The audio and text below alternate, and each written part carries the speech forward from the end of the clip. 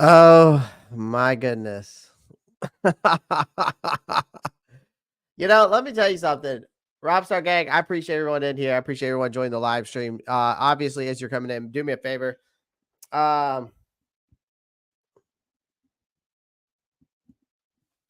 Make sure you pound that like button. All right, make sure you pound the like button. We're trying to get this live to 100 likes or more. I would greatly appreciate it if you guys could do that, because at least that would be a silver lining in all of this disarray. So do me a favor today, at least. Make sure you smash that like button, because I do have a good show for you today. This is basically, I'm not going to sugarcoat shit today. I'm not going to sugarcoat shit. So, but it's like also in my mind, like looking at you guys, I'm trying to figure out, where do I start? Where do I start? Because in all my damn years, literally 10 plus years dealing with this bullshit, I have never seen the Carolina Panthers get smoked like this on an opening day. On an opening day.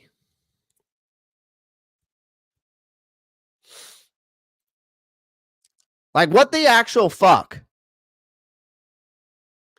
There was absolutely nothing redeemable about this game, folks.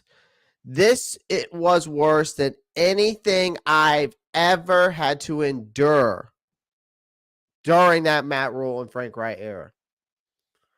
This entire squad was healthy, and it still managed to look like they just rolled out of bed.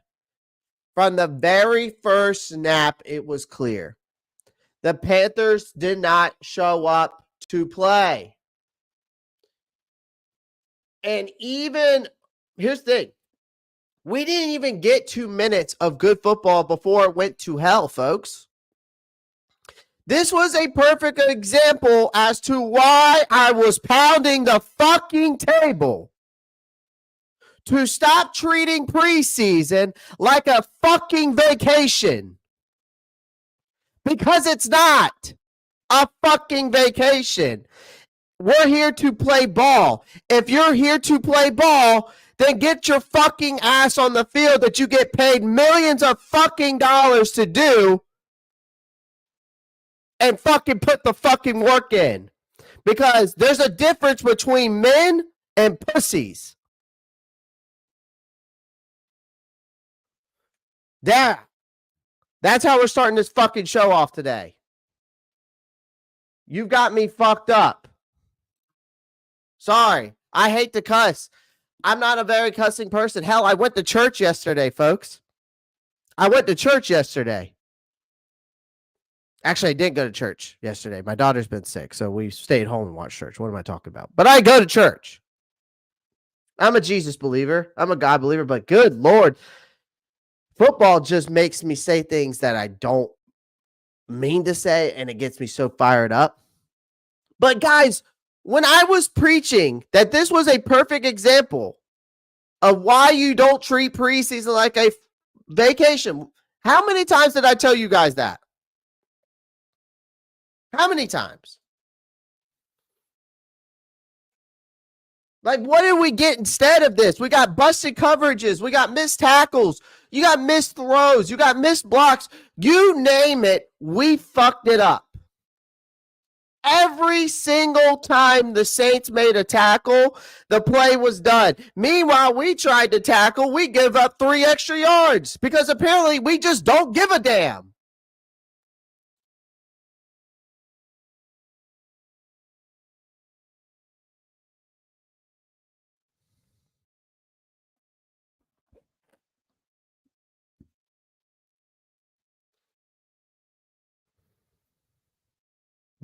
Bryce Young sucked. Yeah, I said it. Bryce Young was straight up awful.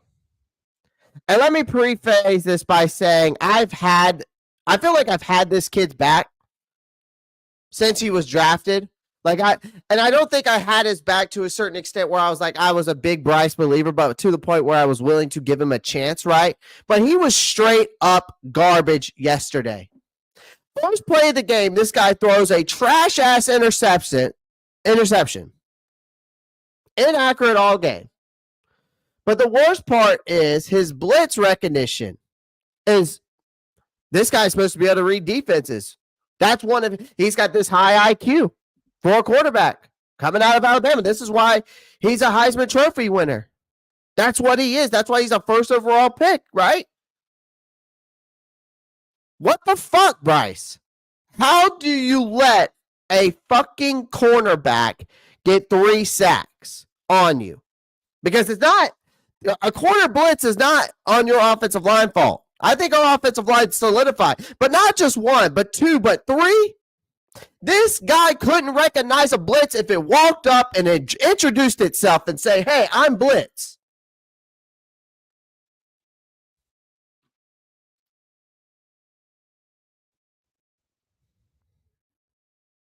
Hi, I'm Blitz. Nice to meet you.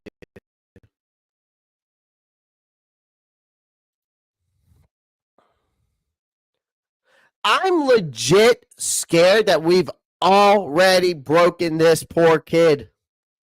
Have we become the new New York Jets? Have we become the new Detroit Lions? Have we become the new Cleveland Browns? Like, he looked nothing like a Heisman winner from Alabama.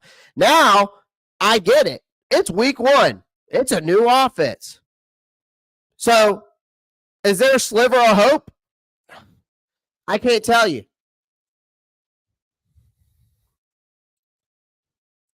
I can't tell you.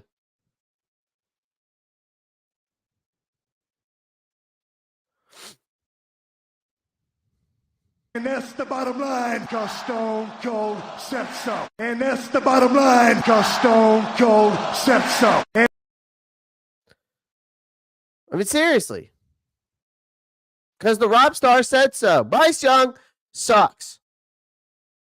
And the Bryce Young crew that said that he sucked were right. And I know everyone, and I'm not going to eat as much crow for this because, again, I wasn't a big Bryce believer, but I was just willing to give the kid a chance. You guys know that. You watch my show. But those Bryce Young sucks crew just got their first W, and I owe them an apology, and they were right. And that pisses me off that they're right. But again, in this industry, when you're an independent Panthers content creator, independent YouTuber, independent TikToker, whatever you want to call it, content creator, you're wrong sometimes. But it does piss me off when I'm wrong.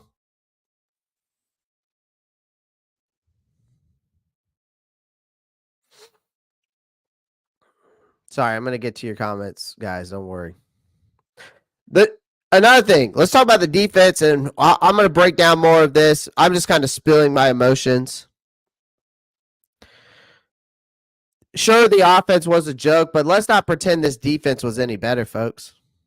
Let's not pretend this defense wasn't even better. Like, it might even be worse.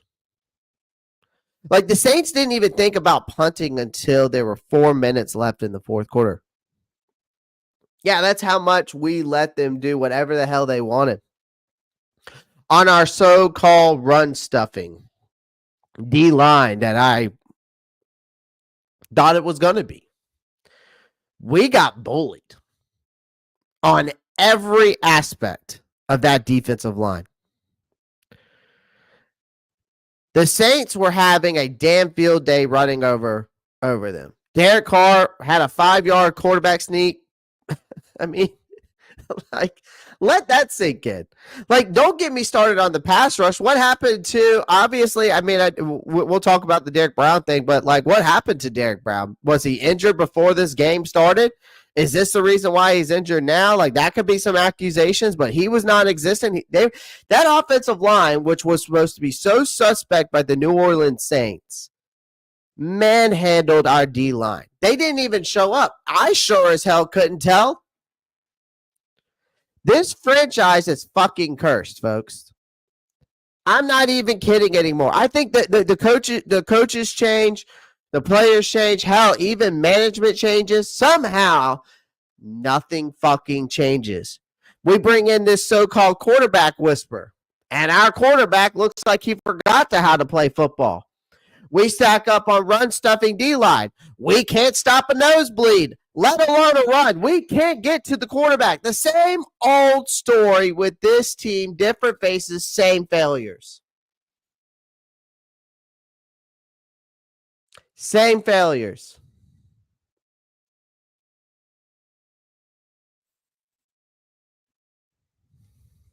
Same failures.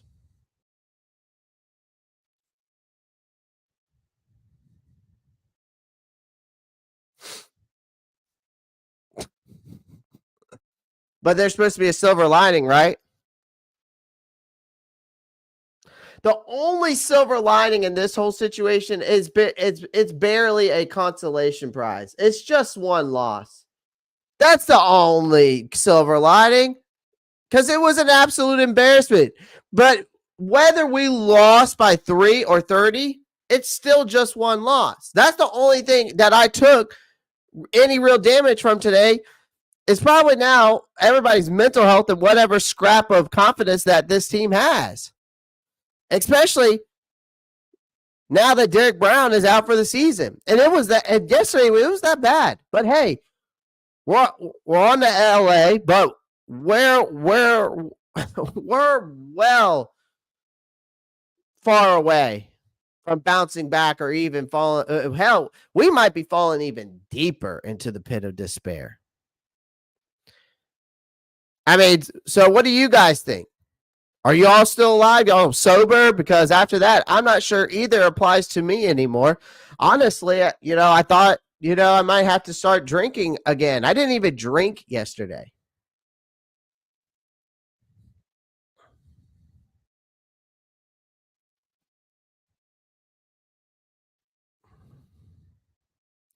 I mean, this was a disaster with the Saints, folks. I mean, an absolute shit show. It was just an epic of proportions. It was so bad, it makes you wonder if Dave Canales and his staff spent the entire offseason practicing their comedy routine instead of actual football. Like, from the get-go, it was painfully obvious that the Panthers had no business sharing the field with the New Orleans Saints. The New Orleans Saints waltzed down the field like they were casually just strolling through on a Sunday morning, scoring a touchdown on their opening drive. Meanwhile, the Carolina Panthers' response was to immediately fumble the damn ball. What followed was a bloody massacre. The end of the Saints was scoring the biggest season opening win in their franchise history. So where do we start unpacking that train wreck? I already kind of said that, but I really want to talk about the preseason reps, folks. Yeah, they actually fucking matter. Remember when Canales decided it was a stroke of a genius to sit his starters for most of the preseason? Well, congratulations, genius. That brilliant strategy has left this Panthers team looking like a high school team that accidentally wandered into an NFL stadium. They got their asses handed to them, going down 30-3 at halftime. The single highlight of the first half, a pathetic field goal right before the break, which barely ended their agonizing streak of nearly 10 quarters without a regular season touchdown.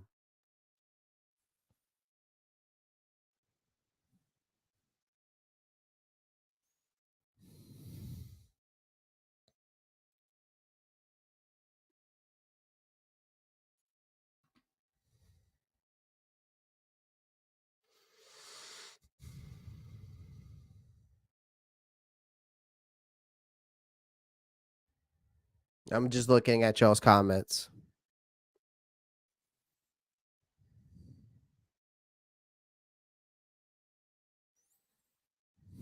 Carito, I could care less if that's true or not.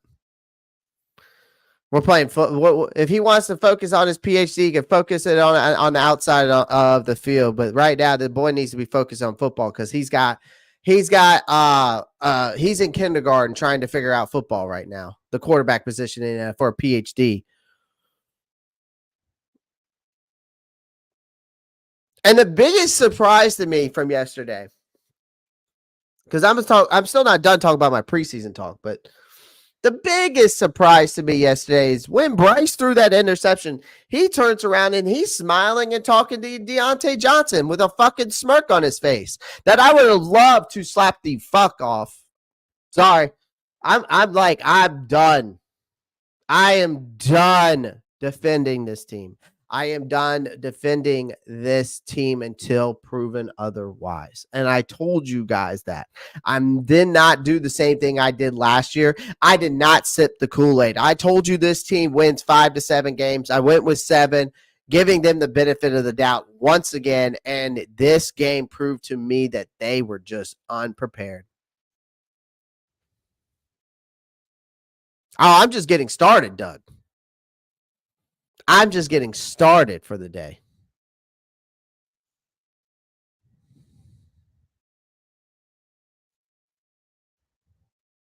Then let him go, Kyrito. I don't give a fuck.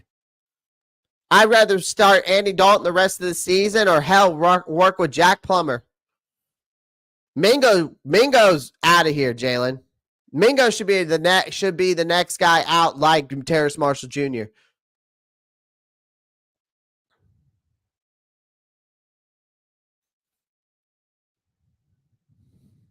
The only silver lining I can say to this is the fact of the matter that, again, like I said, the only silver lining is this is week 1. It's 1 loss. That's the only silver lining I've got.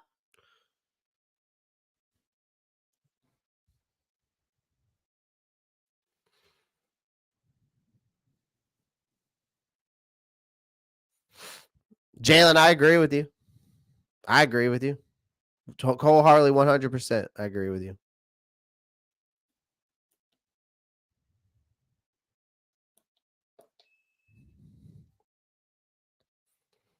But the preseason matters. But hey, at least they saved their energy for the preseason, right? That's what we were doing. We were saving their energy, right? Wrong. This team looked like they hadn't seen a football field since last season. This offense was a mess. The defense was non-existent. Basic concepts like ball security, discipline, that's a foreign language to this team. Canales' decision to baby his starters, limit the preseason reps, now looks like the dumbest move he's ever made. And the first dumbest move he's ever made as a head coach. I'm wondering if Dave Canales really is a good head coach. I'm wondering now if Dave Canales is just a good offensive coordinator. He's not a leader of men. They needed every snap they could get to gel with a new coach, to gel with the new players, to gel with a new system. And I was pounding the table for the preseason from week 1, before the week 1 of the preseason, that they needed to play their starters no matter the injuries or not. Now in the regular season, they're paying dearly for that lack of preparation. You can't tell me otherwise.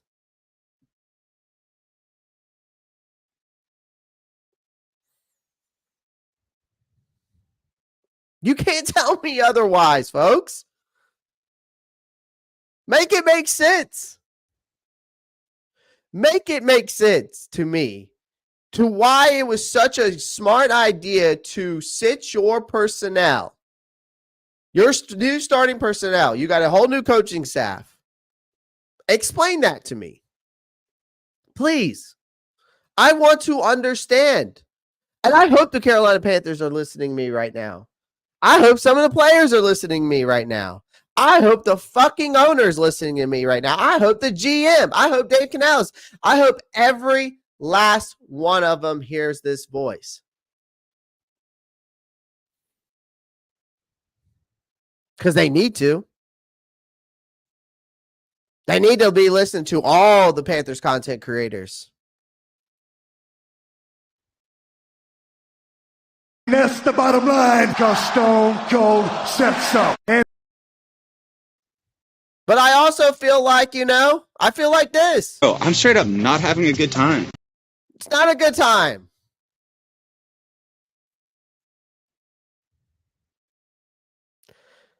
Like something's got to click a light bulb's got to be clipping over David Tepper's head and Dan Morgan and Dave Canales. Like, bing bong. Like, hello?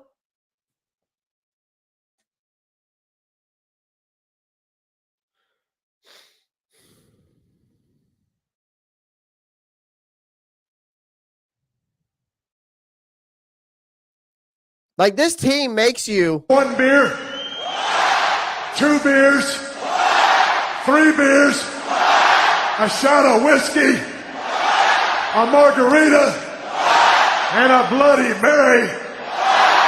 1 beer. Yeah, I mean, it makes you want to drink that much. It makes you want to drink that much right now.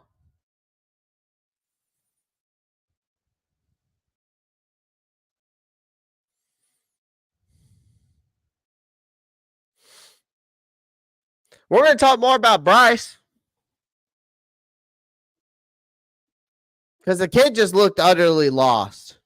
Looked overwhelmed, about as prepared for this game as a squirrel in a hurricane. I mean, completing 13 of 30 passes for 161 yards. He was about as erratic as a drunk driver swerving through traffic. And let's not even get started on the 2 horrendous interceptions. They seem like gifts wrapped in the paper for the Saints and just said, here you go. And then there's 4 sacks, 3 of them by a corner. Alontae Taylor? Seriously, a cornerback? And that's not on the offensive line. That's on the running back and also Bryce Young. That's also on Bryce Young not noticing the blitz. Because there was no poise. There was no reading of the defense. Hell, if anyone could find it. Like, Young was supposed to show he's ready to step up as a franchise. Instead, he looked like a deer in the headlights. Jittery feet, overthrown passes again. It made you wonder if he'd been practicing with a different sport. Xavier Legette had a few moments of potential. The offense had as a whole was a train wreck, and there's no excuses for the protection or the wide receiver separation anymore, folks. Because Bryce Young, when we break down that 2022, that we're going to break down that 22 film. When you look at it, the guys were open, but he was holding on to the ball too long because guess what? He's scared. He's scared to throw the ball because he's worried he's going to throw an interception. Guys were getting open. There was protection. The 2.7 seconds, the guy, you know how long, and I saw a stat on Twitter. Bryce Young had 3.01 seconds to throw the ball yesterday, besides the corner blitzes. I thought Canales' play calling was decent. But when your quarterback is throwing like he's got butter on his hands, there's not much you can do. Bryce Young doesn't just need help. He needs a fucking miracle, folks.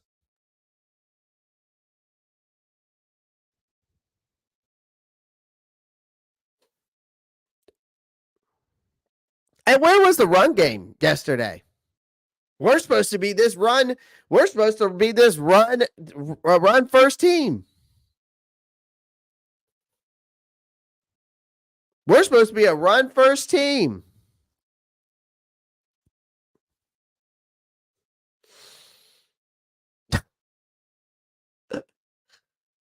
We're supposed to be a run first team. We ran the ball 20 times yesterday.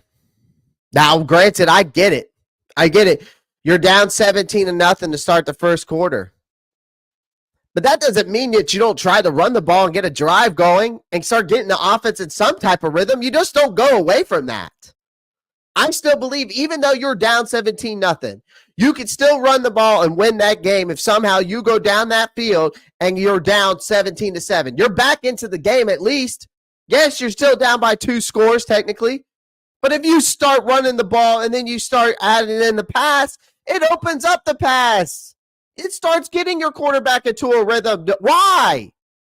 We're supposed to be this run-first team. And we ran the ball 20 fucking times. And the New Orleans Saints ran the ball 37 times, folks. 37. But we're going to run the ball this year. You better hope we run the ball every single play now after that dismissal. Yeah. There, Shockwave, I just explained where that run game was. Adrian Chief says, Bryce Young is butt cheeks. I love it. I love it. Hey, you know, could have had him, Matt Chatter. Hell, Sam Darnold looked competent yesterday in Minnesota. Just saying.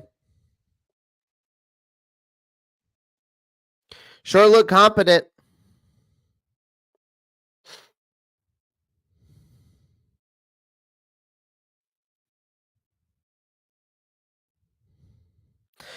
I hear you, Marcos, but it also doesn't mean that you run away from it.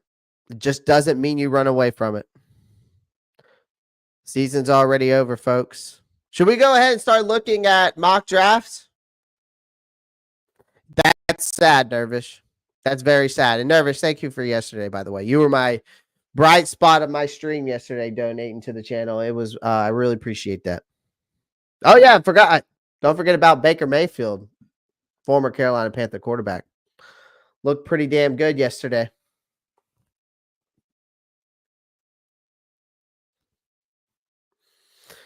Looked pretty damn good yesterday, folks. By the way, love the new stand, right? Love the new mic stand. Love the new mic stand. At this point, start Andy, yeah. I saw it, Marcos. I saw it. I saw it.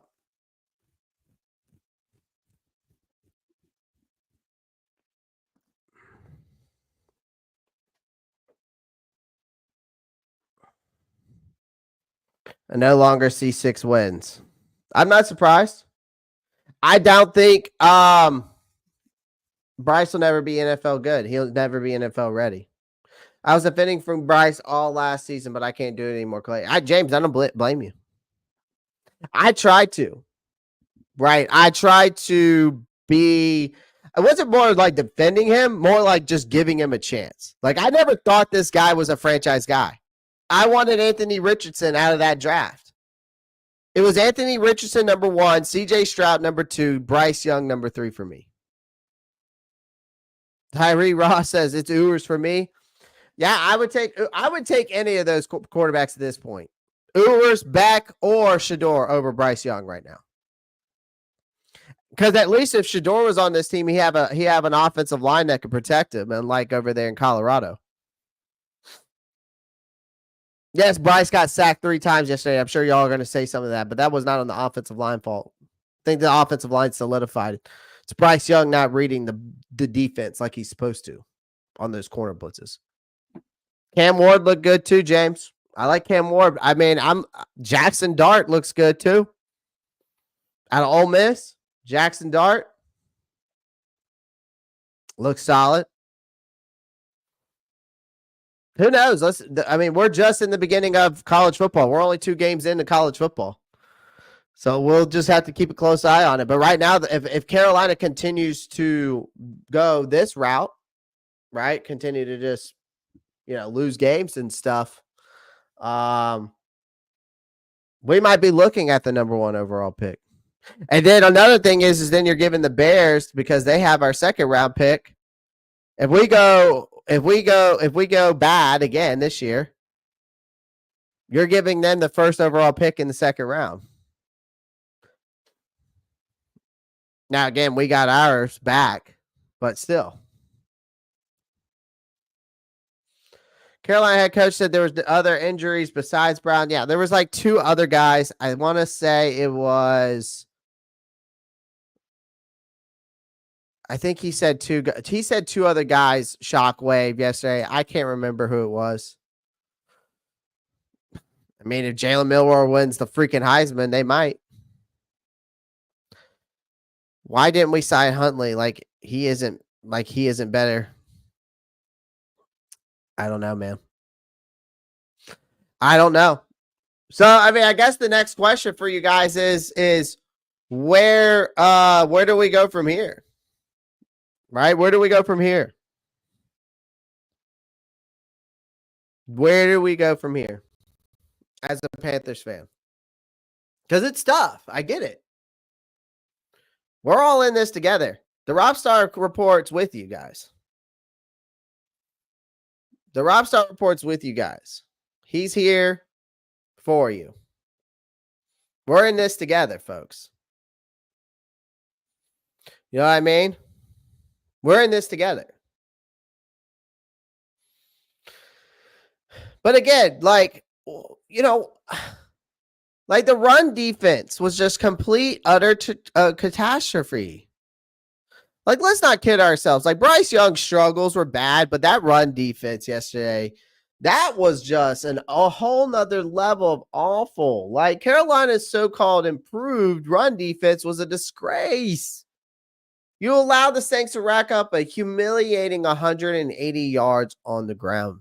Like, this Panthers defensive front was just pushed around like they were made of paper mache. Like the Panthers was just getting pushed, man. And like, where was it again? I want to know where Derrick Brown was in all of this, but when you watch the game film, he's getting shoved around. And then you see him get shoved because there is a play out there. There is a video out there that has come out on, I think it's on X now, that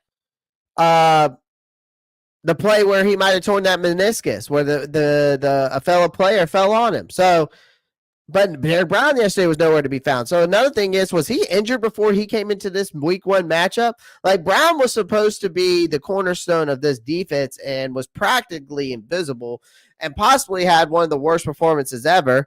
Shaq Thompson was the best defensive player yesterday. He had 10 tackles. He was all over the field. Josie Jewell was non-existent.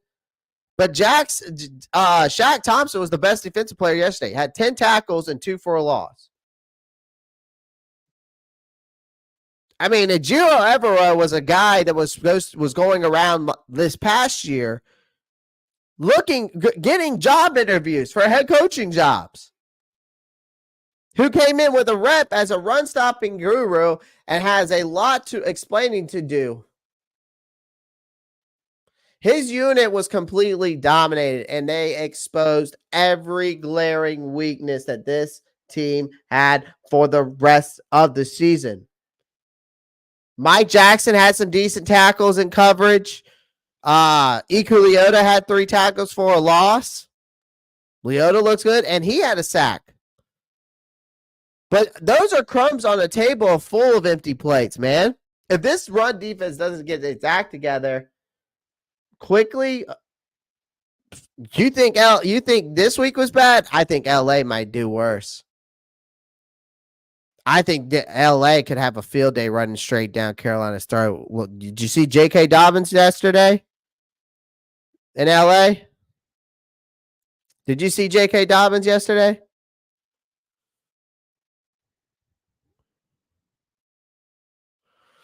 Nah, Randall, we ain't married to him.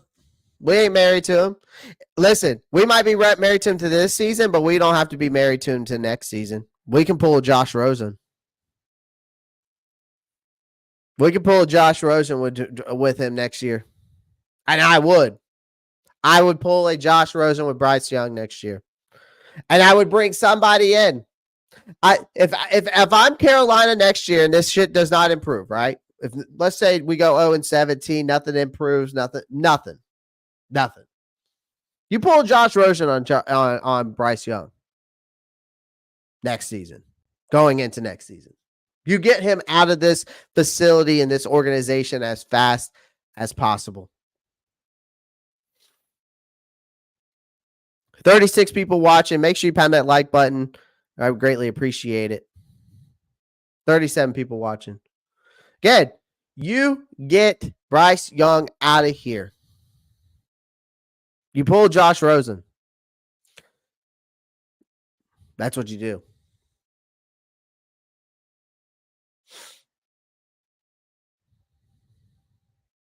This point, you bring in Andy Dalton, though.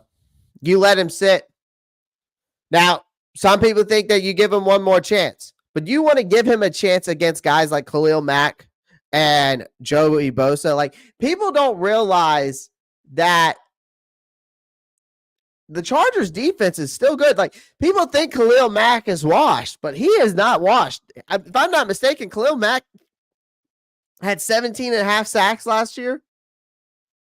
If I'm not mistaken. Excuse me.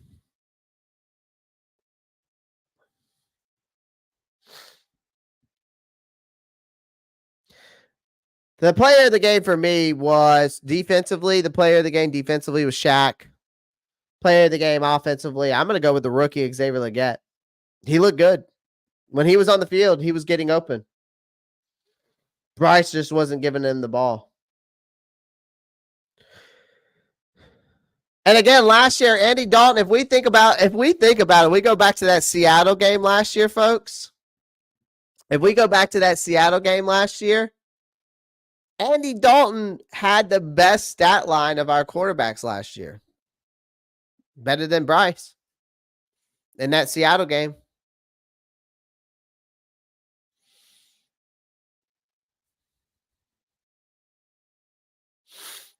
Guys, do me a favor. Smash that like button.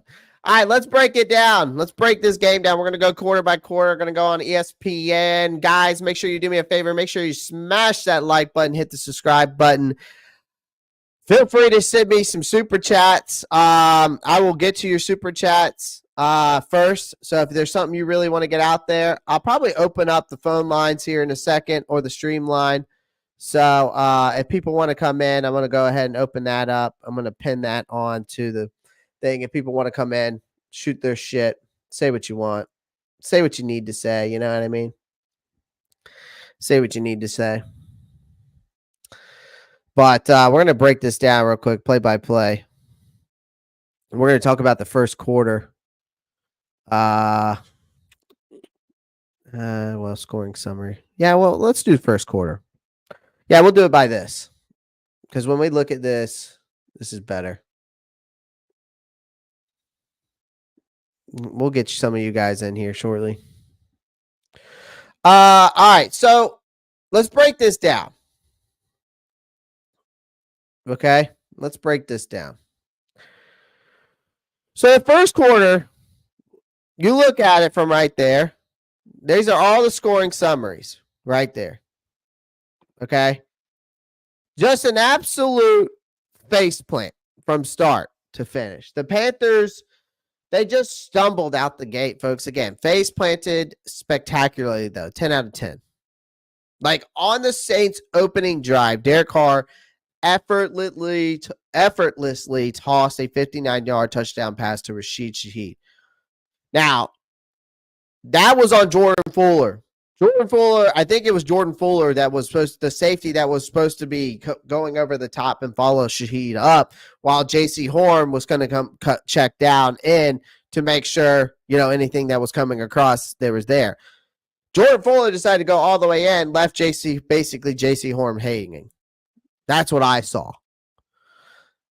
So J.C. Horn was like, and that's why everybody was saying, like, where was J.C. Horn on that? He was looking for help. That just never came. And that was on the very first play. Carolina's very first play. Like their first defense drive, the opening drive, sorry. And then on the very first play for the Carolina Panthers, Bryce Young goes out there, first play of the game. I'm thinking it's going to be a run play because we're going to be this run-heavy team, right? And and he goes out there and throws an interception right into the hands of Marcus May, just to set the stage for what would become an absolute humiliation. The Panthers' second offensive series then offered no relief. Bryce Young, already looking like a deer in the headlights, like I said, tripped over his own lineman, then missed a wide-open Deontay Johnson on a third down. And then meanwhile, the Saints strolled down the field with ease, capped by a ridiculous throw from Derek Carr that somehow finds its target for another touchdown. And by the end of the first quarter, you're buried 17-0. Then the second quarter, it just went from bad to worse, man. Like, if you thought the second quarter might bring some redemption, think again. Like, I was thinking to myself, okay, we're down 17-0. Can we just redeem ourselves here with a drive and score down the field, right? Like, and again, we're supposed to be this run first team, but we ran the ball only 20 times this whole game, right? So then it becomes, okay, so then it becomes an absolute nightmare, right? 3rd and 1, wiped out by a holding penalty, followed by an unblocked defender, the corner blitz again, sacking Bryce Young to the next play. The offense was a train wreck, man. The defense wasn't faring much better. A late hit by Shaq Thompson handed the Saints an easy trip into field goal range. The pain didn't stop there. Rookie Mingo fumbled on an end route, giving the Saints another field goal, stretching the deficit to 23-0. Then the Carolinas offense continued just to sputter. Young looked like a sitting duck. Saints blitzed on the 3rd down, led to a quick punt. Then New Orleans promptly returned into the red zone. It took them just one play to score yet another touchdown.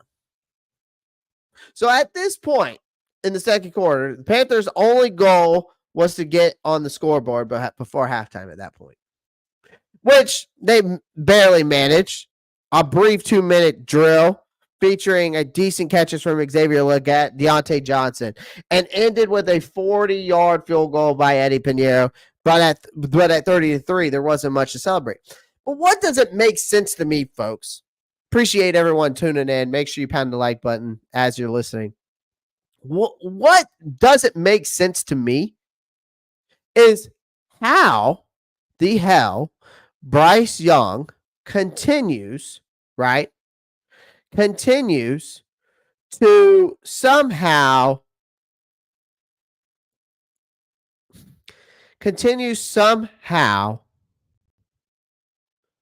to be able to drive down the field in these basically bogus times, right? 2 minutes left, we're down. Like every game we watched last year, and now this year so far, this kid somehow decides to play football when we're down the most. When we're down the most. Make that make sense to me. How does this kid decide to just go down there when we're down the most? You know what I mean? When we are down the most points and we're trying to score, right? He goes down there and somehow starts pulling a drive together.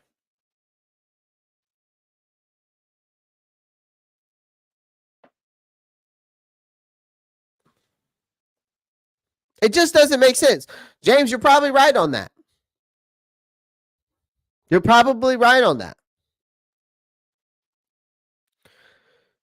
So the third quarter, this is where rock bottom hit. Whatever halftime prep talk Dave Canales gave, if he did even give one, it clearly didn't resonate. Hubbard was stuffed on the first play. Young threw a ball away on the second. Then 3rd down, he overthrew a wide open Adam Thielen, was intercepted again. The Saints always eager to exploit Carolina's game plan. They just exploited us. They marched down the field and they just aimed by backbreaking 31-yard pass interference penalty by Mike Jackson on a 3rd and 19. Like Alvin Kamara then capped the drive off on the touchdown. That pushed the lead to 37-3. Like Young finally showed a hint of life on the next drive. Connected with Xavier Legette and Mingo to move the ball inside the 5-yard line. Then after 3 failed attempts to punch it in, Young scrambles on the 4th down for the Carolinas' only touchdown of the game and barely managed to hang on to the ball before breaking the play. And then a mirror win in an otherwise disastrous game. Like, you talk about put us out of our misery. Like, the Saints weren't done. I was just hoping they would just like run the ball the rest of the game or something. But they drove down the field. They drove onto the field, field goal range early in the 4th, only for Shaq Thompson to blow up a Camaro run, forcing New Orleans to settle for a fourth field goal of their day. Just when it seemed things couldn't get any worse for the Panthers, they did. The ensuing punt was blocked. A few plays later, the Saints found the end zone again, 47-10. It was officially a rout. Like, it was done. Like, the Panthers offense made a token of effort to salvage some dignity that they may have had left, but Young connecting with Thielen on a long completion into a scoring range. But in fitting fashion, the drive stalled just outside the red zone, which this team has been terrible in the red zone ever since the Matt Rhule era. I can't remember the last time this team was very good in the red zone. Can someone tell me when we were very good, or at least top 10 in the red zone, or even top 15? I still couldn't capitalize turning the ball over on downs after an interference. Right? The call gave them decent field position. The remaining minutes were a sad exercise on the clock. Management with both teams just ran out the clock, but much to everyone's relief. I just feel like calling this game right here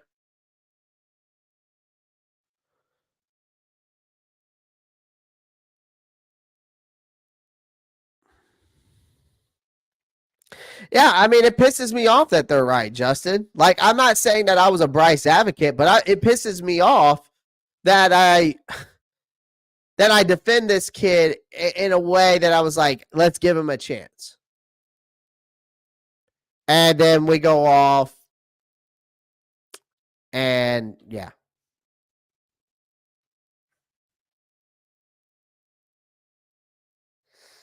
You know? Like, I'm bummed for him, but I'm also like his franchise and this franchise because I've been rooting for him. All around just a shit situation. What's this guy doing? There's a guy coming around, I guess. Where's Andy Dalton? He's on the bench. Didn't even play a snap, or he played a couple snaps, but that was about it. The team is worse this team is worse than this terrible Lions or Browns team. Let's play devil's advocate. I think the offense would not be craptastic if the coach would have played the first string more preseason, get the rust off. Jason, I've been preaching that, my friend. I've been preaching that, my friend, for the longest time. I was pounding the table, but no one wanted to listen. No one wanted to believe me that was a good idea because we were too worried. And that joint practice, we looked great. In training camp, we looked good. Like, I was pounding the table. I was one of the content creators, the YouTubers that said, guys, we need to put this first team on the field. There's zero glimpse of hope. JSK, you're not lying. James, look like we have the first pick easy. Get your draft boards ready. James, we'll be breaking down. I guess we'll be breaking down. I guess I'll have to start breaking down game film on first round pick players that we could be targeting. You know, putting some mock drafts together for us. Go ahead and get my draft board put together already.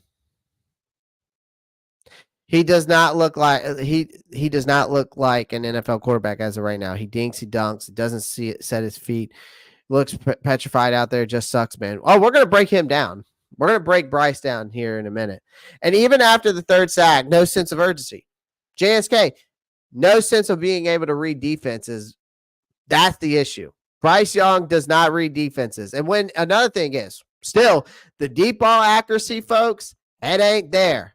He ain't got it. He doesn't have enough zip on his ball.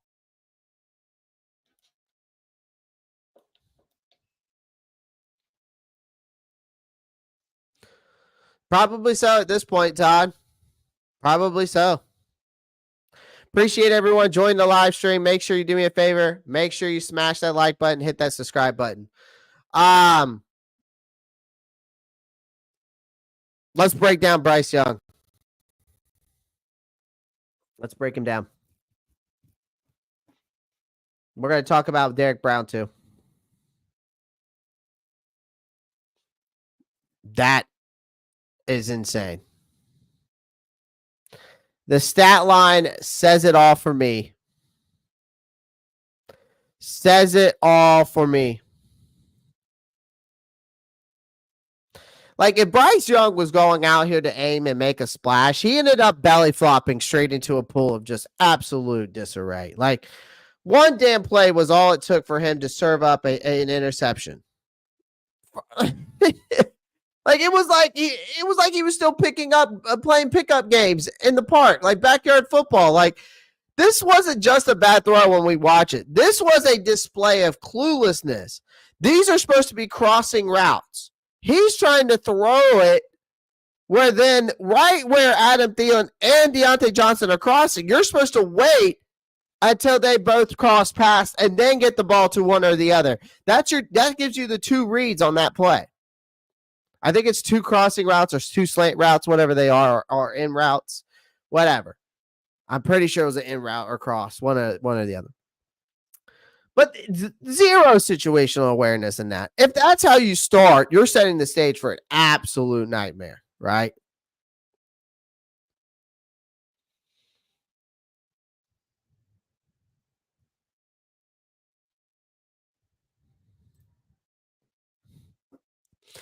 Broski Bear, Xavier Legette was actually good yesterday. Jonathan Mingo was trash, bro. You obviously didn't watch the game. Xavier Legette, when he was on the field, got open. You know what else he did? He held on to the fucking football, unlike Jonathan Mingo. Again, Jonathan Mingo ain't it, folks. If I'm saying someone else ain't it, Jonathan Mingo ain't it.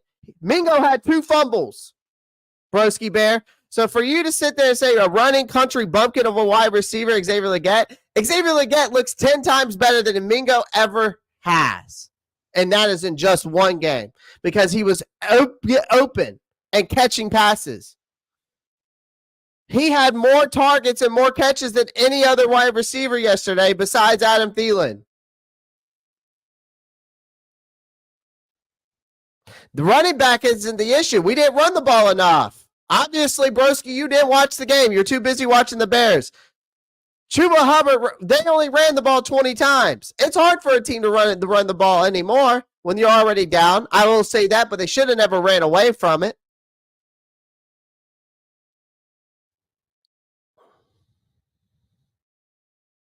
But I will say, edge rushers is definitely an issue, Broski. There's no pass rush. Secondary, a lot of miscues. That's something I can't disagree with you there. But the first two, I think I can make it a pretty good argument. I guess you were too busy watching Caleb Williams throw 94 yards.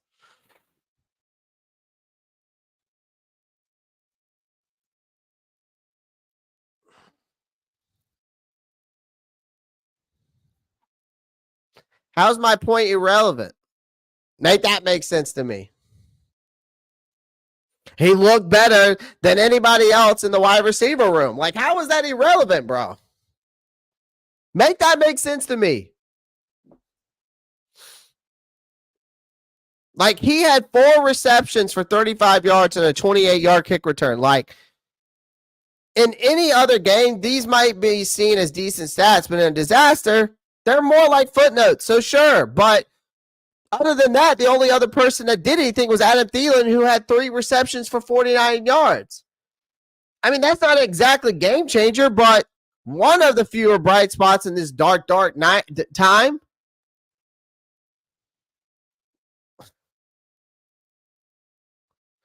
But I will say, we probably shouldn't have drafted Xavier Legette. And it's not saying that Xavier Legette's bad. We probably should have went for the pass rush in the secondary. And you still get Trevin Wallace in the 3rd round.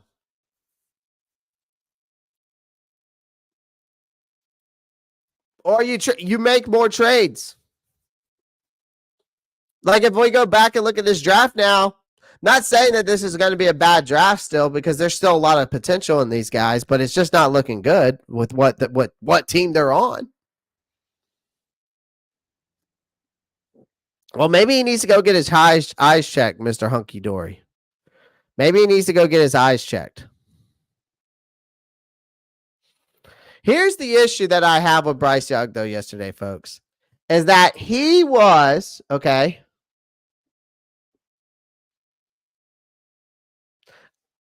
and I don't disagree with that, okay? And I just alluded to that, broski, though. I did just allude to that.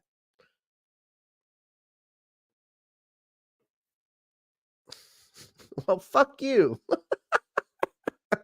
I'm in a fuck you mood too, so fuck you. Fuck your foreign. Fuck you. You know? Ah, God, football, man. What is it? Why does it do this to us? Why does it do this? You know? These nuts. Yeah, I know, right? These nuts. Yeah. Broski Bear's a Bears fan. He's just trolling. I don't disagree with you, Broski Bear, but I do think that we got to give Xavier Legette a fair chance, and probably more of a fair chance than Bryce Young, because honestly, at least he's doing something. He's at least doing something. But yes, were there probably some other concerns that we should have probably alluded to maybe before Xavier Legette, like the corner room and like the edge rushing room? Yes. I do like Mike Jackson, though. Mike Jackson looked good.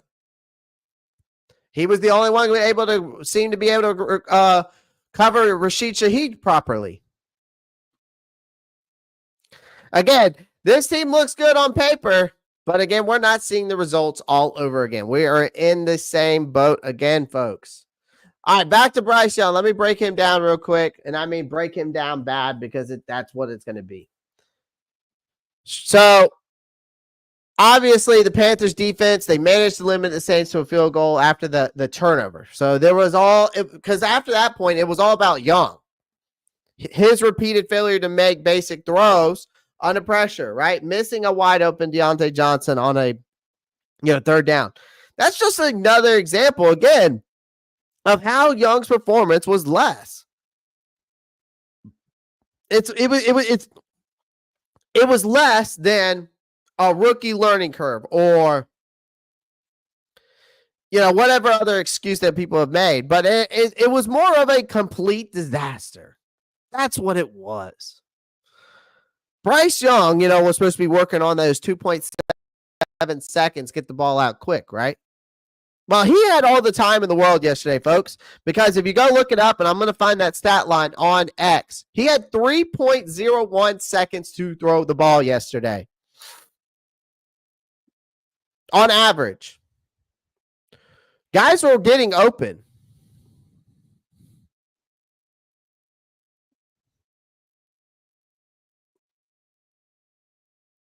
Guys were getting open yesterday, and he struggled to get the ball out to them.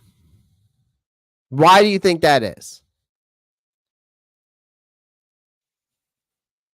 Because if you thought that first interception was a disaster, you go back to the rest of the first half, it made it look like a prelude. Like, for the opening snap to halftime, Young was a shadow of his college self all over again. He clutched the ball like it was a ticking time bomb, afraid to make a mistake. Newsflash, in the NFL, mistakes are inevitable.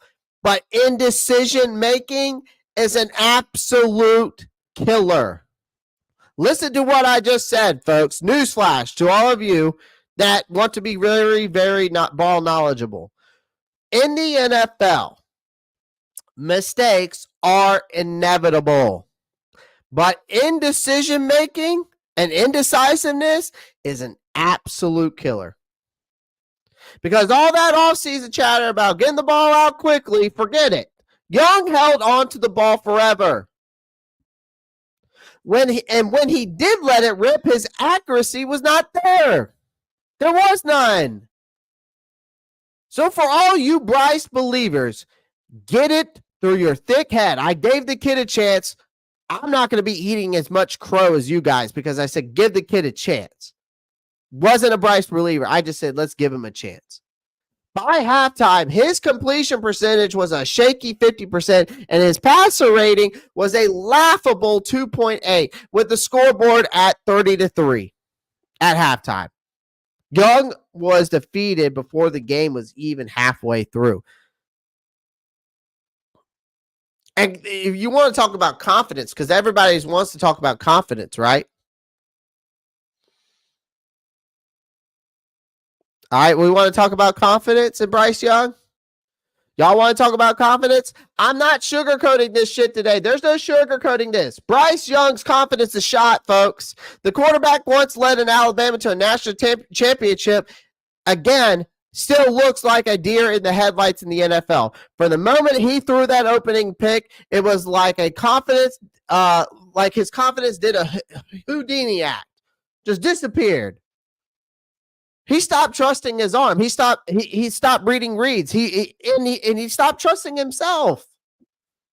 His demeanor to me suggests that he is unteachable and he is checked out because this performance right here screams otherwise. If you think that, like if you think that you're going to give him another game, think again. I'm not giving him another game. The kid's a bust. It's over. Time to move on. This is not the fearless quarterback that once dominated this college football world. His body of language and hesitation in the pocket is clear indicators that this player whose confidence has taken an absolute nosedive. And that the Panthers are going to need him to figure it out now or and fast, or this season's going to implode before it really begins. And if Dave Canales does not bench this kid, then that tells me everything I need to know. And David Tepper, you should sell the fucking team. Because if this kid does not get benched, that tells me that David Tepper is still getting involved. You continue to rock with this kid. If he doesn't go out there next week, and I'm telling you, and I don't think he's going to, folks. I don't think he's going to. Okay? I don't think he's going to. But if he does not go out there against the LA Chargers and looks competent and keeps us in this football game and doesn't throw for over 200 yards, at least 200 yards, and gets me a touchdown or two, it's done. It's checkout. You don't have late check. You don't have late checkout from the hotel. You've got early checkout. It's time to pack your bags and get your little scrawny ass out the fucking door. And David Tepper, you better stay the fuck out of football operations and let those football guys do what they're going to do. Let Dave Canales bench the damn kid because he ain't it. I'm done. But there is a fine silver lining in this shit show. But you're going to have to squint and look for it. It's like searching for a diamond in a dumpster, and here it goes. Young's pocket mobility was the tiniest glimmer of hope for me yesterday. That was about all I saw from him. He did manage to avoid some hits, scrambled around. He even got his first NFL rushing touchdown, barely. He almost fumbled it before crossing that goal line, but it is a train wreck of a game, and you take whatever you can get, but his mobility is a plus. Other than that, it's paired with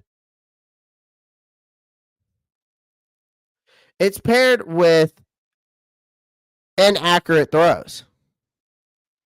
Now, I need to see the accurate passing, but it's just a Band-Aid on a gaping wound that we've got going on over here.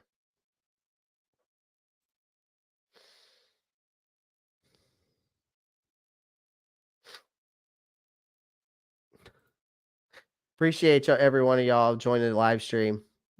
Broski and Bear, me and him always fight. So it's nothing but love, folks. It's nothing but love at the end of the day.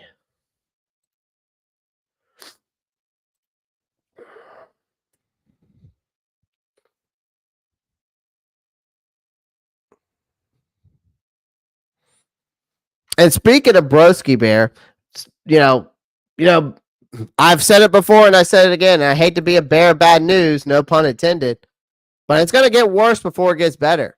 And it already has, right? Like, this is going to be a long road ahead. Any optimism that the Panthers fans had for Bryce Young's this sophomore season, that evaporated faster than a puddle in the desert, folks. Like, this wasn't just a bad game. It was a public humiliation. It's going to haunt this team and our fans. The offense was a ghost. The defense was laughable. And the special teams, let's not even go there. The Carolina was just outclassed from the whistle to the last, like with Young at the center of this disaster. Like, this isn't what anyone expected after an offseason filled with promises of redemption and renewed purpose. Like, Canales talked about being contending for the NFC South, like trying to hype this up. But after this train wreck, those words ring as about as hollow as a drum. Like, you made a couple of decent throws, Bryce, but when the game was already over, but those were just empty stats and garbage time. Like, the Panthers didn't just lose. They were humiliated. Now the pressure is even much higher on Young. And it's off the charts. Like, there is no easing into week 2 now against this Los Angeles Chargers coming into town. And Jim Harbaugh has already said that they've already won week 2. And he's obviously drooling at the mouth at the prospect of facing Bryce Young after that week 1. Like, this next game is a make or break. Like, will Bryce Young bounce back, or will the doubts continue to pile up? And in my opinion, I think it's going to pile up at this point, because I don't have another way of thinking at this point. The Panthers need answers, and they're going to need them fast.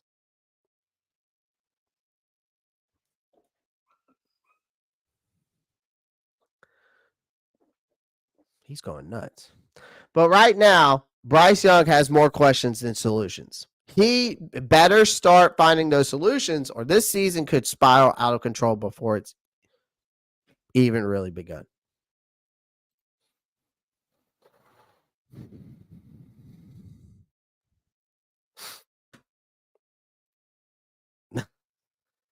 Let's see what we got here.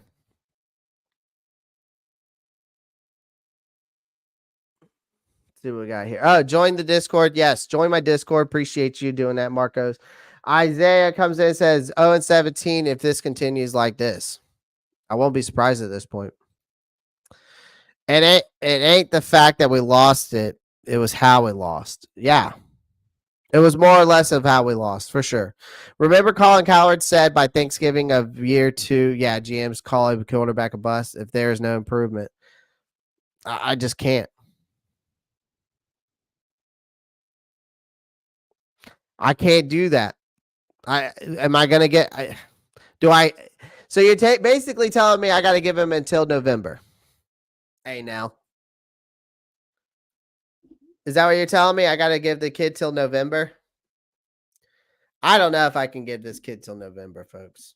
I just don't see it. Hell, I've got the jersey back there hanging up. Probably about to sell it.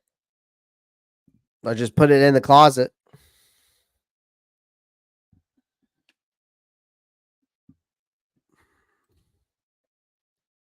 Bryce is Zach Wilson in disguise.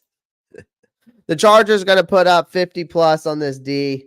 But Bus Young is going to throw 3 picks.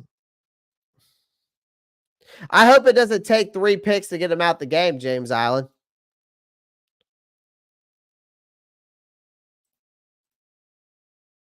F you autocorrect. Broski, what'd you think about your quarterback yesterday? Caleb Williams. I'm kind of curious to hear your thoughts on him. I can't watch the caliber of football until I can't watch that caliber of football until November. Yeah. Yep. You got to get Bryce until November, but we already know he's a bust. Exactly. Yeah, I'm not doing that. I'm not doing that. I said give the kid a chance. That's all I said. He's a bust, bro. He's a bust. It's simple as that. We got 59 votes and you've got 92% of them saying that he's a bust. Like, you know what I mean? Guys, we've got 59 votes, but only 33 likes. Do me a favor. Make sure you smash that like button. Okay? We've got 59 votes in the poll, in the chat poll. But we only have 33 likes, and we got 39 people watching. Make that make sense to me. Smash that like button, folks. I'm still going to be here with you guys through the thick and thin. I'm not going anywhere. I'm not going anywhere. Just wanted to go to Charlotte for a game. I'll go to a couple Gamecock games instead. There you go. Just putting Andy Dalton or Plummer won't change anything. We got to ride it out with this bus. Nah. Hey, now you bench him. You play Dalton. You play Dalton, trade Young, draft a quarterback just like the Bears did. James, I kind of agree with you. That's what I've been thinking. I thought it was a horrendous debut for Caleb. Only good thing is he didn't turn it over, and we know how that goes. Turnovers cost you games. Fair enough, broski. Fair enough.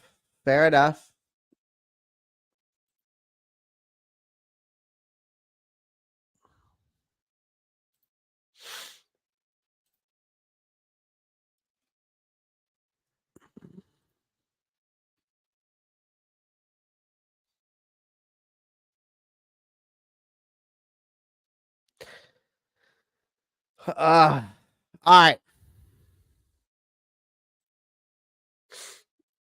Hold on, folks. I'm trying to pull up something.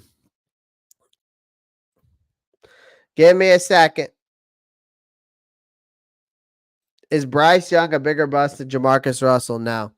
Because Bryce Young didn't have as much hype as Jamarcus Russell when he came out, if you think about it. Like, Jamarcus Russell had, like, the most hype. One of the most hypes for a first-round pick and for a quarterback coming out of college. Like, they expected him to be, like, the next big thing, right? But the guy just went out there, shit the bed, and didn't watch game film. Like, how do you go and not watch game film, man? And you know what's so bad about Jamarcus Russell? He would trade out the old ones, like the old game films, and like re-sticker them and it was just like a movie or something. Like it was bad. No, I mean, broski, the arm, sure, but we're talking about as a hype. We're talking about hype coming out of college. Jamarcus Russell's hype train was way bigger. Way bigger. Way bigger. I'm talking about, like, if we're talking about someone who's hyping up before the draft, and you're saying these teams are going to be targeting him, Jamarcus Russell was way bigger than Bryce Young ever was.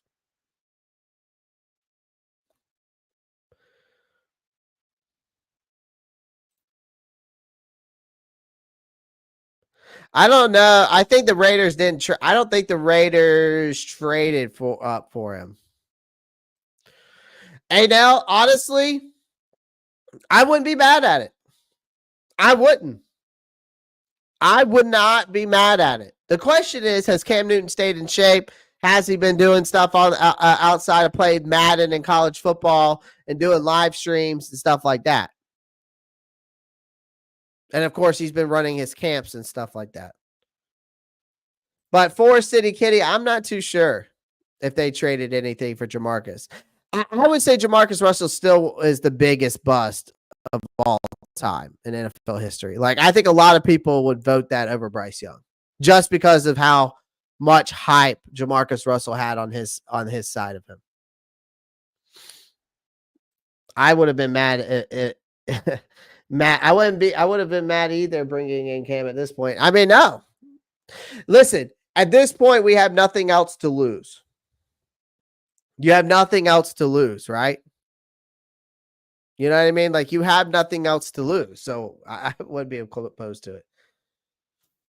All right, let's talk about the Derrick Brown thing here. I'm trying to pull up the tweet here. Give me a second.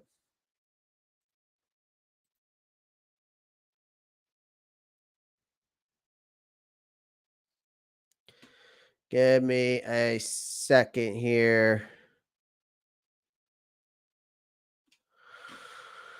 Why is my Twitter being slow? Sorry, folks. Twitter is being very slow today.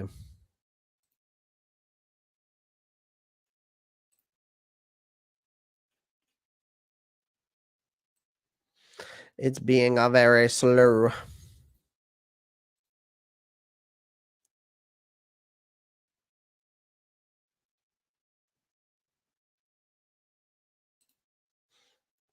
Hey, now there's no doubt about that, man. There ain't no doubt about that. Guys, make sure you smash that like button. Guys, we're at 30. Dude, we've got folks. I'm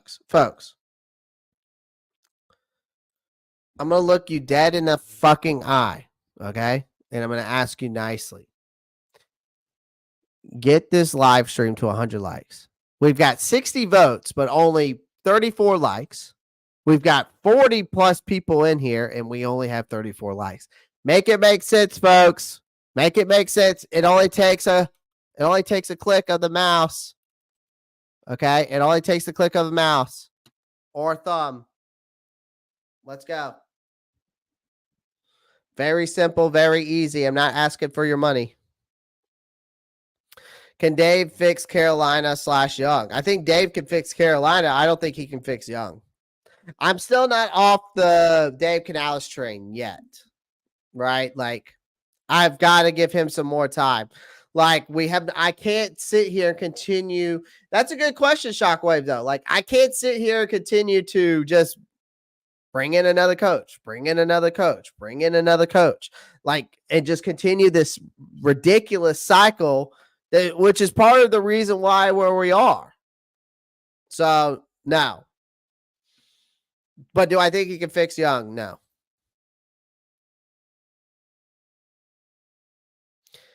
I mean, I predicted we would lose too, Josh, but not like that. No, me neither. I think I predicted like 20-16.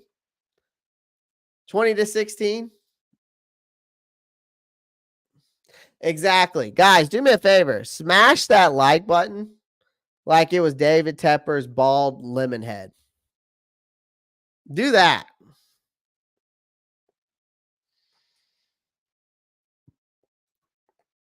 Yeah, give him. No, I agree. Give him 3 years. Oh my God, broski, man, that is terrible to say. Broski, karma's a bitch, my friend. That's all I'm gonna say. Yeah, smash that like button like it's. But we're gonna leave that up there for a hot second. We're gonna leave that up there for a hot second. Marcos Cash knows what the fuck's up. I like it. I like it.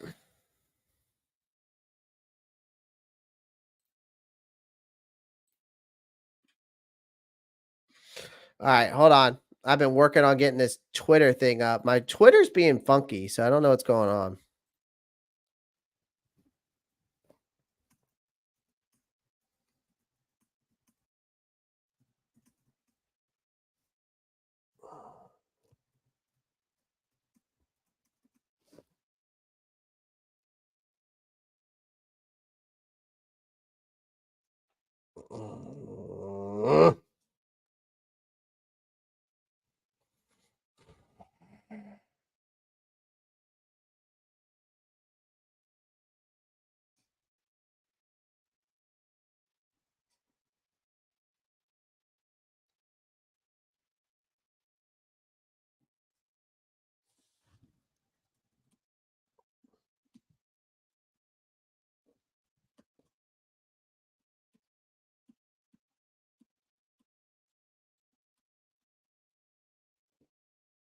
Okay, here it goes.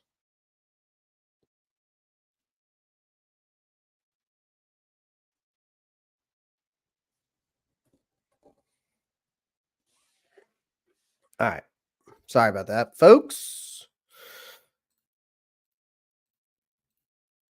I thought the Saints were one of the two games Panther had a chance to win. Me too. But I picked them not to win. Carson Beck strikes me as Dave Canales guy. Maybe. Maybe Ewers does. I wish I had a few free swings at that ball-headed ass. I wish too. Did David Tepper start the clock after yesterday? I don't know. Our first win is in week 4. Wow. Maybe, or we don't win any. At this rate, it's looking like it is. All right.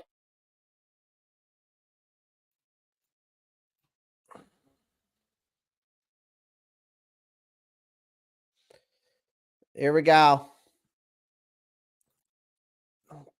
Pulling it up now. Good Lord, this is taking forever. What is going on? Sorry, folks. All right, there we go.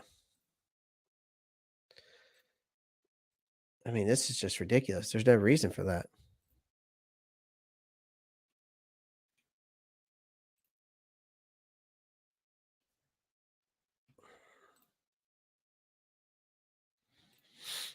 Hold on. Here we go. Bam.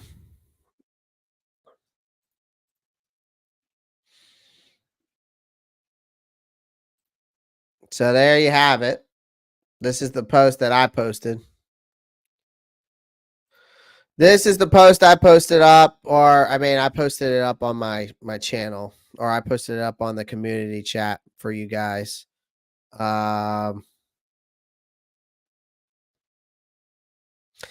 So basically, here's my thoughts, folks. Right? Like, obviously, he's probably done for the season. I think they fear. I don't know if they've actually came out and said that he's fully out. Let me see if Tom Pelisseri's posted anything else. It's a bone brew. Okay, that's that. I just want to see. It's a potential season-ending injury, but I don't know if he's fully out yet. But either way, he's going to be out for a while because he's going to have surgery, right? But this is complete disaster zone. Like, it's not just that we're failing to. It's like, it's not just that we're failing to get after the quarterback. They're not facing the real possibility. We're now facing the possibility of losing our best defensive player. I think so. Suffered a meniscus tear in his knee during that humiliating loss, to the Saints. This is not just a minor inconvenience. It's a full-blown catastrophe. Like, Derrick Brown's injury is a crushing blow. Like, this injury isn't just a setback. It's a potential season ender. Like, this meniscus tear is typically, I was reading about a meniscus tear. These typically require surgery, and then the recovery times can vary. I think it's a safe bet to say that this season is likely over for Derrick Brown. This is a massive blow to our team that was already floundering like a fish out of the water. Like, losing Brown only strips the Panthers of, not only does it strip us of our best player, defensive lineman, but also leaves our pathetic pass rush in shambles. If we look at the current state of this defensive line, right? You are already the butt of every joke about poor pass rushing is now in the even worse shape. Like, what Brown possibly done for the year, the pass rush is set to descend into uncharted depths, uncharted territory. Like, the glimmer of hope that players like DJ Wanham and Amari Barno would return from the pup list soon is now practically non-existent. Like, they're coming back to a unit that's been stripped bare, and frankly, it's going to be a tough slog for anyone coming in to fill the void. Now, why the Panthers need to switch back to – here's the thing. The Panthers need to switch back to a 4-3 defense because right now the Panthers are running a 3-4 defense. It's proven to be about as effective as a screen door on a submarine. Like, with Brown being out, that they need to switch back to a 4-3 scheme. Here is the reasons why I'm going to tell you guys this. It isn't just necessary, it's critical. Like the 4-3 defense would align better with the current roster, especially with Brown likely out. Because in a 4-3 scheme, you can use defensive tackles like Shy Total, Nick Durbin more effectively. It gives you an extra defensive end to create pressure. So it's a setup. To me, I think that's going to be able to maximize this talent that we have now due to the fact that you've got Derrick Brown out, right? Like, we have to switch it back to a 4-3. Okay? Here's another reason why. More pass rushing options with a 4-3 defense. You have 4 down linemen, which means you can put pressure on opposing quarterbacks.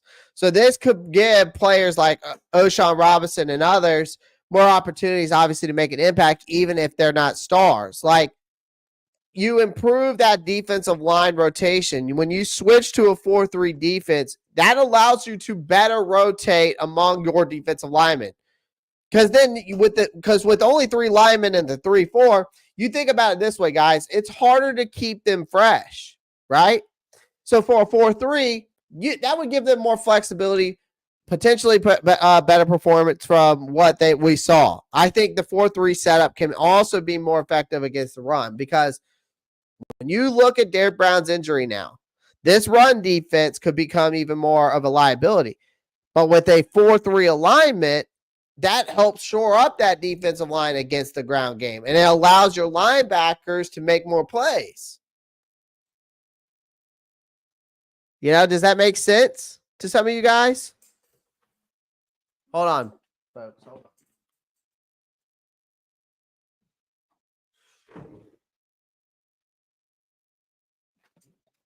So does that make sense to some of you guys?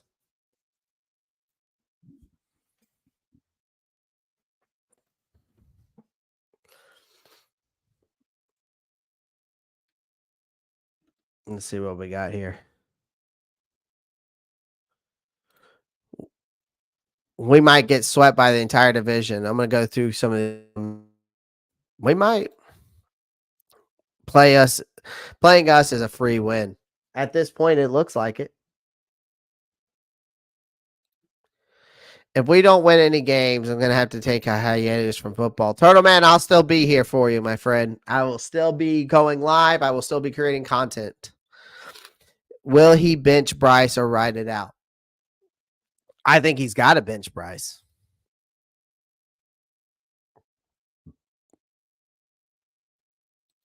We are the free spot. We are the free spot on the bingo card. Love that.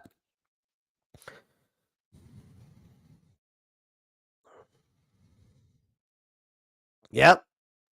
That's literally what they did, James. They dropped a corner blitz with man coverage on the back end. Yep. So very simple. You would think that you would be able to make some adjustments. Just saying. We need to trade anybody with value.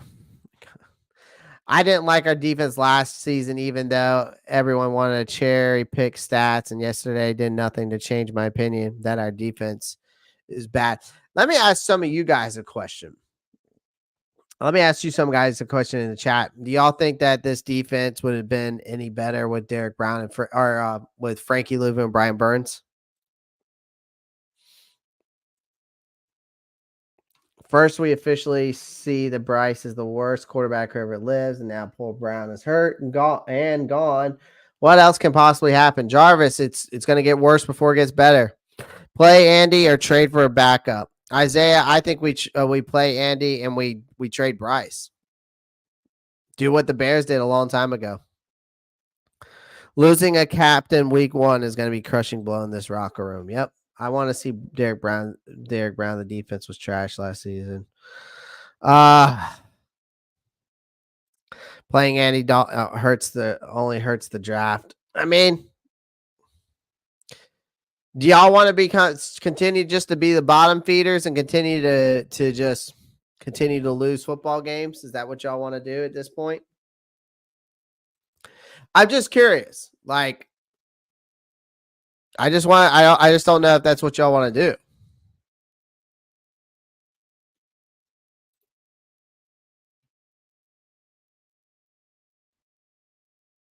Get a better pick. I mean, some of y'all also saying that. So, guys, in the chat, I might have to start a new poll. Let's start a new poll real quick. I'm kind of interested to see how this poll goes. I'm going to end this poll. I'm going to end that poll because y'all went off on that one. Let me start this poll.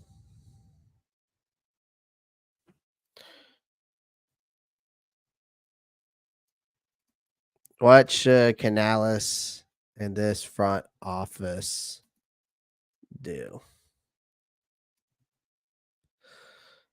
Keep play Young.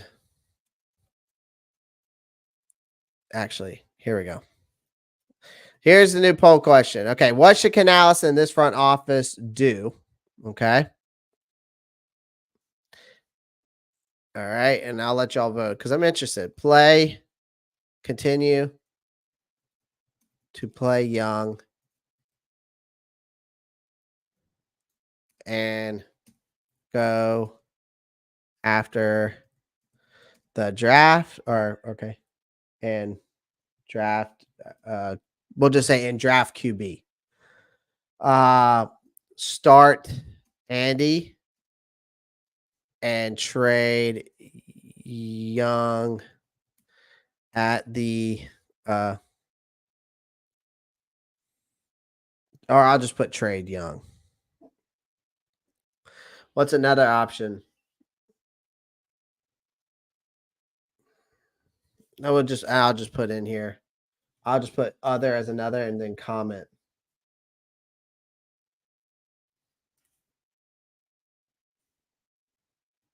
I would just put other and then say leave. Leave a comment.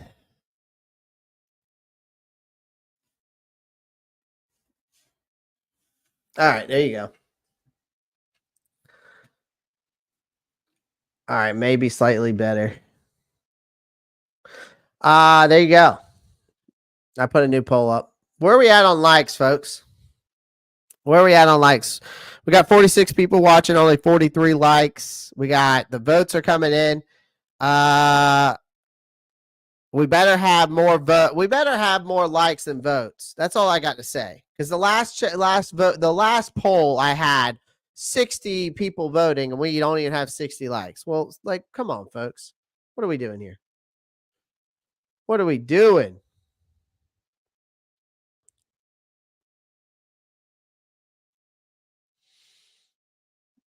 Would they bring in Tannehill for a trial? I wouldn't be mad about it. I wonder what the team is discussing today. What's the vibe like? I'd love to be in that front office room right now. What's up, Chris? I'd love to be in that front office room right now.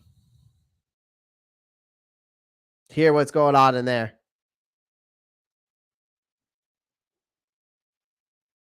Smashes the like every time. There you go, broski. Should have traded for Justin Fields? I'm sure we could. I'm sure we could probably still make that trade with the Steelers. I guarantee you that there would be a possibility we could make that trade. I agree with Cliff. Playing Plummer would be great, especially if Dalton's truly injured too. I don't know if I didn't even see Chris's comment. Where is Chris's comment? Well.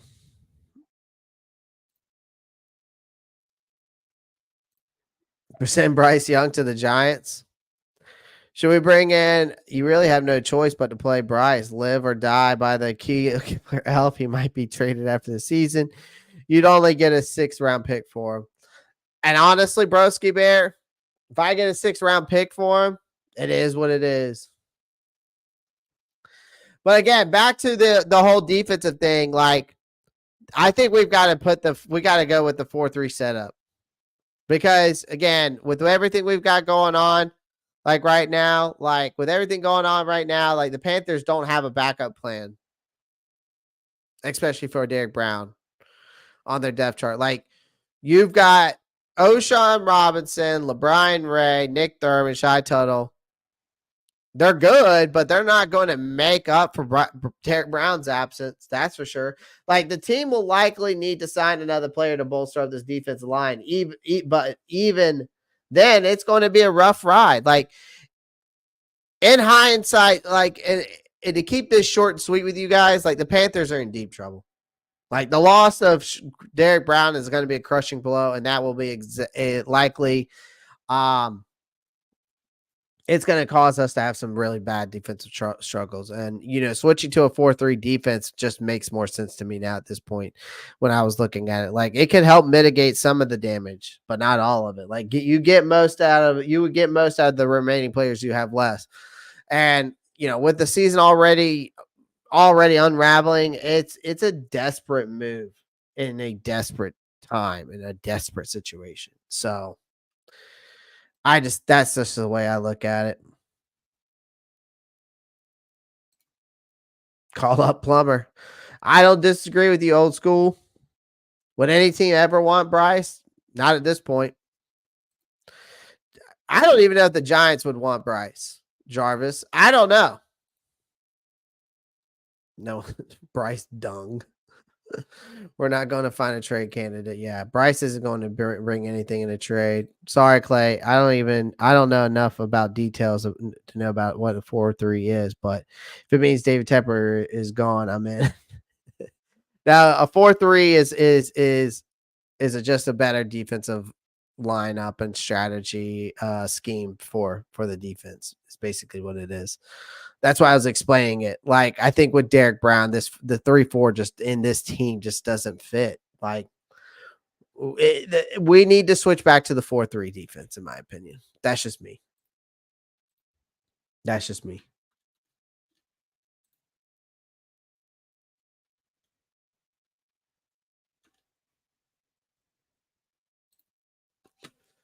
That is just me.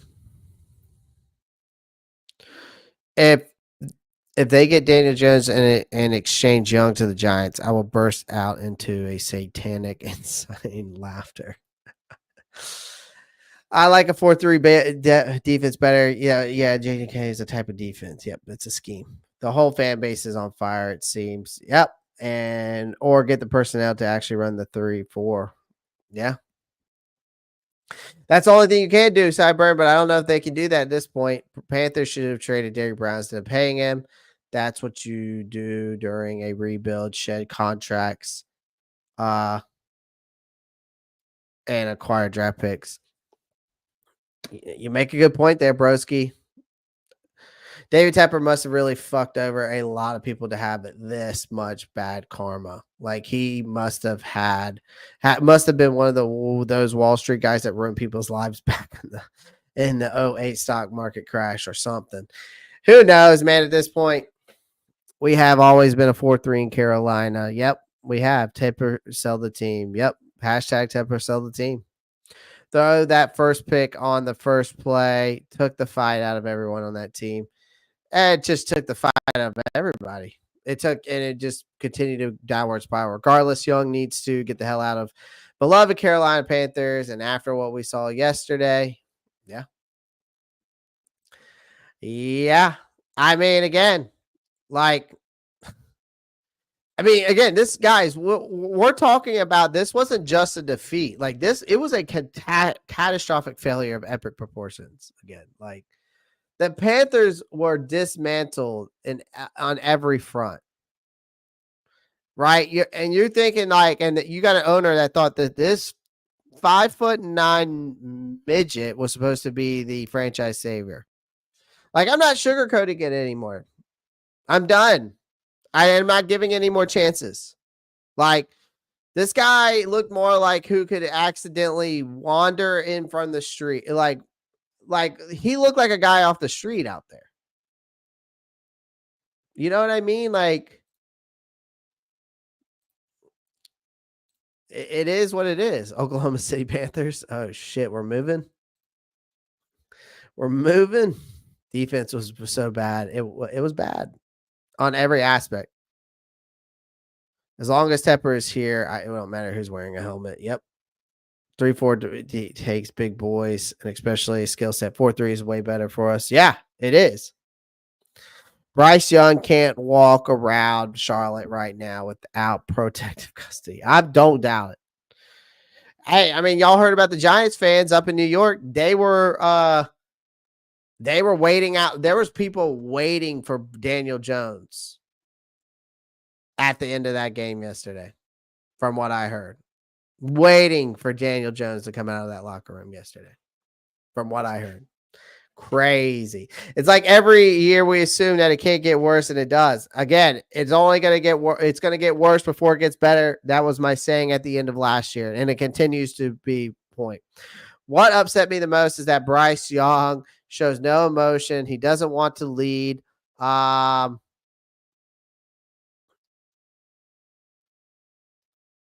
Wanting to lead or motivate any of the fellow teammates. Also, San Antonio or Oklahoma would be great. Our Panthers. Oh man, I don't think they'll ever sell the. I mean, they're not going to sell the team now, guys. We've already got approved for a billion-dollar stadium, basically. Browns are looking to pulling the plug on quarterback Deshaun Watson. Not surprised by that. I'm not surprised by that. I'm not surprised by that, but he ain't coming to Carolina. And he wouldn't do it. I don't even know. I don't know. Would y'all be interested? Like, and I know this is a long shot, but would y'all be interested in even taking a look at Deshaun Watson after what you all saw yesterday? Oh, I'm tired of the pussy shit, broski. Tired of the pussy shit. All right. I didn't think so. Because I wouldn't either. It can get worse. The good news is it's not much worse. JSK never say that. Because after that loss yesterday, it was worse, right? It was a terrible loss. But then it got worse with the whole Derrick Brown thing. So, no, I don't know. I think it could get worse and worse and worse. Yeah, I'm tired of the pussy shit, though, broski. All you guys are saying no. Yeah, I mean, I agree with you. I was just asking. Yeah,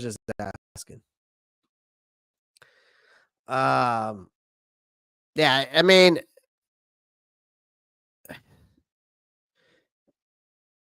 here's another thing we got to think about it too. Like, Bryce Young was supposed to be this guy, right? The franchise savior. And yesterday, he just looked like a guy that just wandered off from the street into a football team. Like, he was more of a liability than an asset to us yesterday. Like, he has managed to convert, like the Carolina Panthers have managed to convert a laughable 1 out of 10 third down attempts yesterday. They only scrapped together 3 fourth down conversions. 1 out of the 3 fourth down conversions that they had. And when our offense is this dysfunctional, you might as well forget about winning. I mean, Bryce being 13 completions for 30 attempts, 161 yards, 2 interceptions. You can forget about winning. Like and then it got worse because the defense was absolutely no shit show. The Panthers, again, we allowed the Saints to score on all 9 of their possessions. 9 fucking possessions. Like, the defense couldn't stop a paper bag, and then you lose Derrick Brown. Like, you're going to have to make some adjustments, and I think one of them is changing the scheme. I know that sounds crazy, but the 3-4 isn't working. Like, you surrendered 379 yards. You let the Saints set a franchise record yesterday for points in a season opener. Like, watching that game yesterday was like watching a damn break. Like, you knew the flood was coming, but no one did a damn thing to stop it. Like, it is what it is. Like, if Carolina doesn't figure out how to move the ball, stop the ball, or even kick the damn ball properly, I mean, they're in a hell of a long season. It's going to be miserable. But I'm going to be here.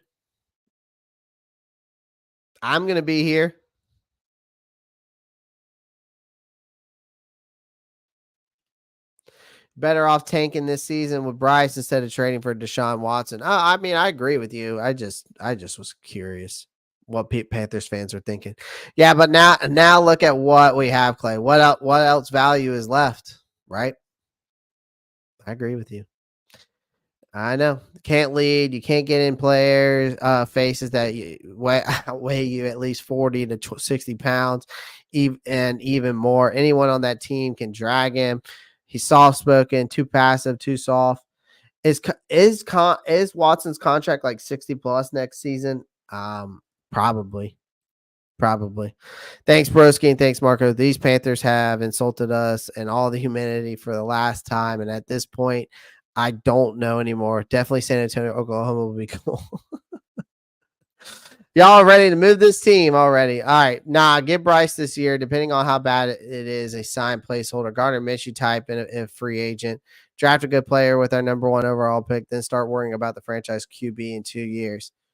I mean, honestly, the red guy, that sounds like something that probably would happen. I could see that bringing in a guy like a Minshew, right? Or Jacoby Brissett or Jameis Winston, somebody that's a bridge guy, right? And then go and get a number 1 overall pick, probably go like a pass rush or a corner. And then maybe looking at Manning the next year. That would be clutch. That would be something I could get on board with. Right? Looking at an Arch Manning in the next year. Not this coming draft, but the next draft. I don't know if he could be able to come out that draft, though. Even though I think he's a redshirt freshman. So I don't know. So maybe you can't go with Arch Manning the year after that. You would have to go with somebody else. I'd love to look at Arch Manning.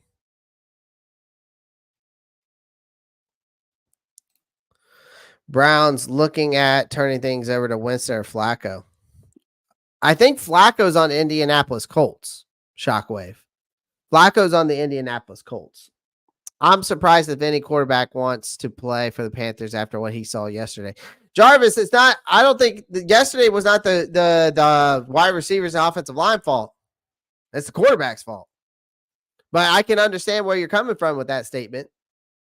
Because yesterday there was protection. Bryce Young, there's a stat out there that he had 3.01 seconds to throw the ball yesterday.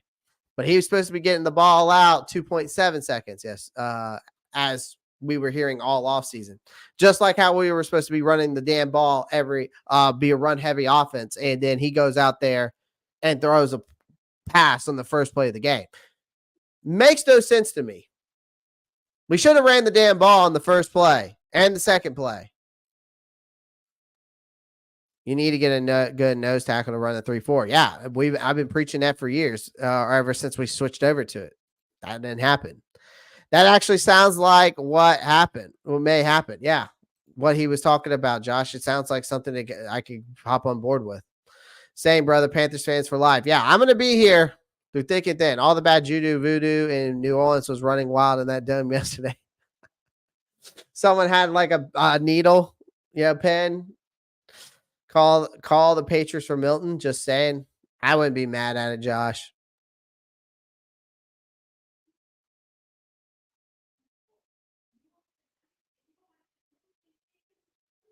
Yeah.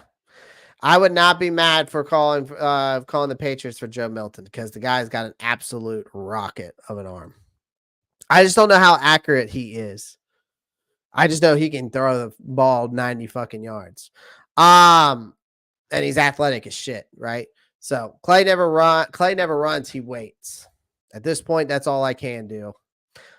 All I can do is wait. Winston is comedy gold. 10 out of 10 would watch. Oh, I'd love to see Jameis Winston here. Give me at least some laughs. What's going on, y'all? What's up, Earl? Hope you're doing well. Draft a quarterback, have him sit for a year behind a veteran like Jordan Love and Patrick Mahomes.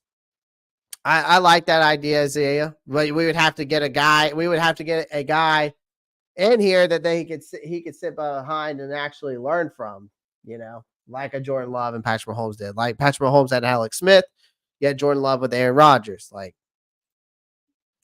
just enjoying brother Clay explaining to us about what has happened to our Panthers and how this defense is getting worse. I agree with you, brother Clay. I appreciate that, Jarvis. We definitely need now is a new quarterback and more depth on the defense after seeing Brown get hurt. Yep. Young not getting better. I'm done with him. Shake my head. Yep. Earl, it's all that's how it's been in this chat today. I think everybody's done. But again, thanks for everything, my fellow Panthers fan. Yes, sir, Jarvis. Yes, sir. Well, we broke it down, man. And I didn't sugarcoat shit. All right. I did not sugarcoat anything today. I did not sugarcoat anything today. There was just no way I could. There's just no way I could sugarcoat anything today. I'm not moving off Bryce after week 1, but definitely concerning at this point. Yeah, I mean, it's hard for me not to move on. Again, prove me wrong. Prove me wrong. Show me improvement. Prove me wrong. You know what I mean? Like, Josh, you say you're not off, and I respect it. Okay? I respect it. But at this point, I'm done. I'm done. I gave the kid a chance. You had a full off season. You got a rebuilt offensive line. You got an offensive-minded head coach, young offensive-minded head coach. But again, it didn't work out. You had a chance to. This was one of the games that Carolina had a chance to win, even though I picked against them to win that game, and good thing I did. But it was a game that I thought would be a lot closer. Like, again, this comes down to the fact that we thought we had a chance of winning this game or had a chance of at least maybe pulling up a surprise upset. But I thought it was going to be a lot closer than what it was. Right?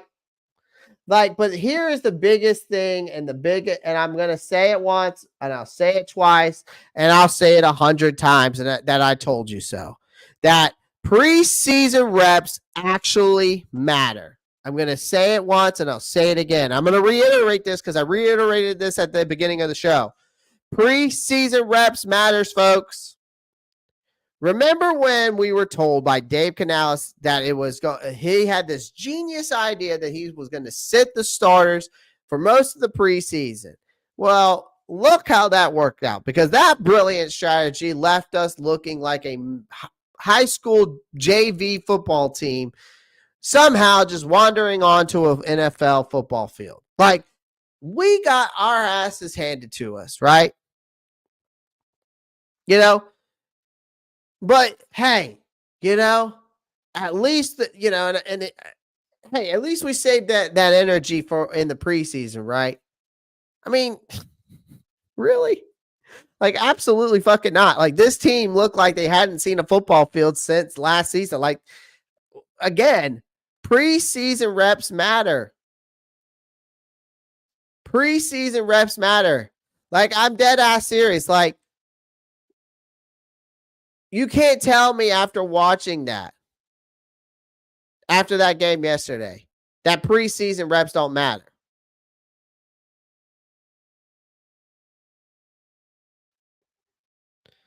Because, like, I'm not even kidding anymore with you guys. Like, really? Because I haven't sugarcoated it at all today.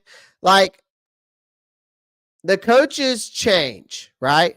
The players change. Like, is this franchise, like, cursed? Like, we've managed all these different changes, and somehow nothing fucking changes, right? We manage all these changes, but nothing changes. We bring in this quarterback guru, whisperer, whatever, and our quarterback looks like he forgot how to play football, right? We stack up the run game, the run stuffing defensive line, and we can't stop a nosebleed, let alone a run. Like, we can't get to the quarterback. It's the same old story with this team, just different faces and same failures. But I can tell you right now, we should have been but again, this is a perfect example as to why I told you guys, you don't treat preseason like a damn vacation. Like, because instead, what we got was a coverage bust, missed tackles, missed throws, missed blocks. You name it, we fucked it up.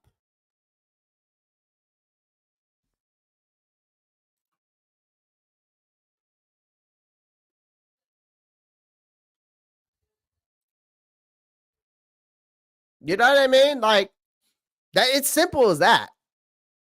It's simple as that, folks.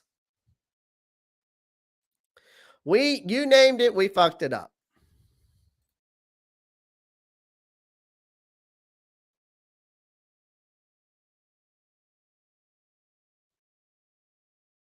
Red guy, I just don't know how you can give him that much time anymore. This is 2 years. You're like, this is year number 2. Like, are you willing to give him another year if we go through the same despair after last year? 2-15?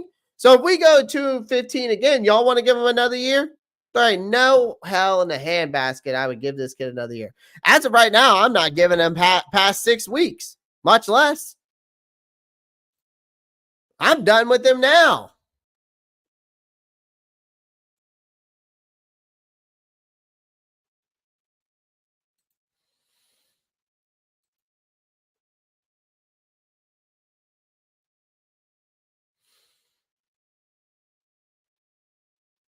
Yeah. Jarvis, I'm there with you.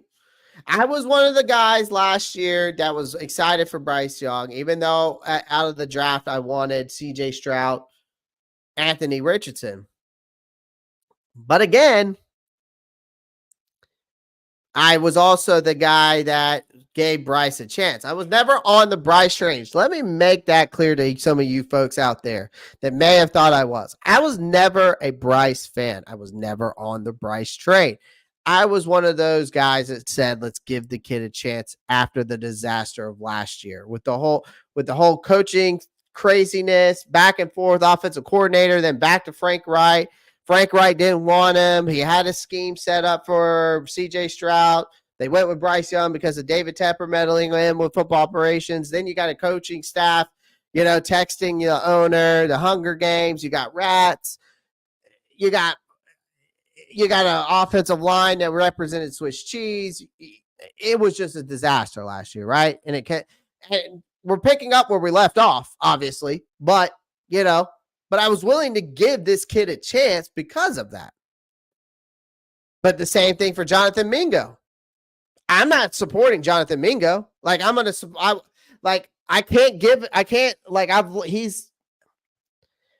say that he's lost my support, but I just don't think Mingo's that good. 2 fumbles yesterday that were plays that could have been well executed if you don't fumble the ball.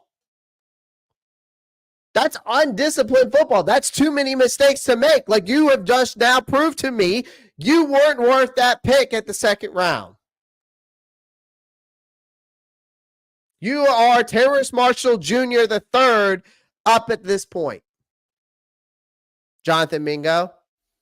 Xavier Legette looked better than you did in his debut than you ever have on the field.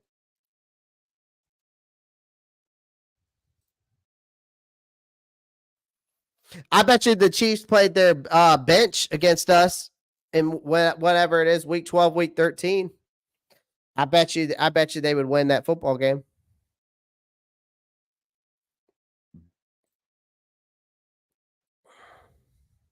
It's what's crazy about that red guy.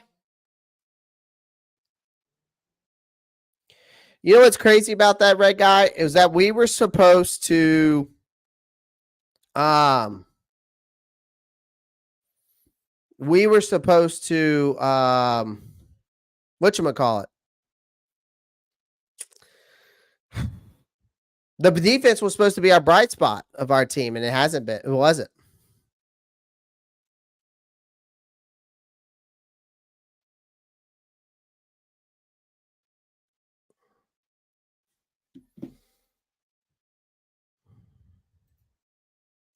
I'm not giving up on Young and Canales after just week 1, but I'm definitely concerned at this point. I'm not checked out on Canales, but I'm checked out on Bryce Young. I'm checked out. 2 interceptions, 13 for 30 or whatever it was. What was his stat line? Good Lord. Let me look at it again. Yeah, 13 of 30, a 10 QBR rating. Yeah, I'm checked out. I'm checked out. My bags are packed and I'm out. I got early checkout.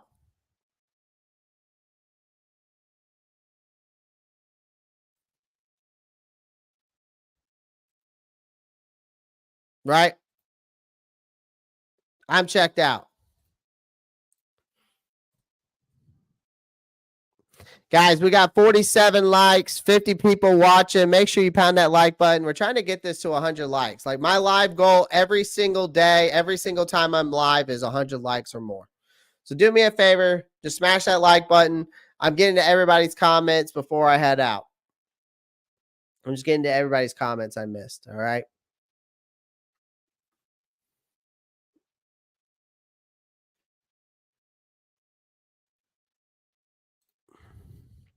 Canales warned us before training camp. Did you pay attention? He told us Bryce is not a leader. Yeah, I know. He also told us that he was going to run the damn ball. We were going to be a run-first offense, but we only ran the ball 20 times. Make that make sense. If we aren't seeing serious growth by trade deadline, gut the team, draft a quarterback. We need to give Canales time, but Young is on the hot seat now for sure. Yep. Wide receivers open. Young missed them every single time. Wide receivers were open. He was just indecisive with the football, Earl. The separation issue is not an issue anymore because when we break down that 22 film, I'm going to tell you right now, you will see the wide receiver separation. The offensive line is not an issue besides when it's a man coverage and a corner blitz is coming down in. That's the only time it's a bad thing for Bryce.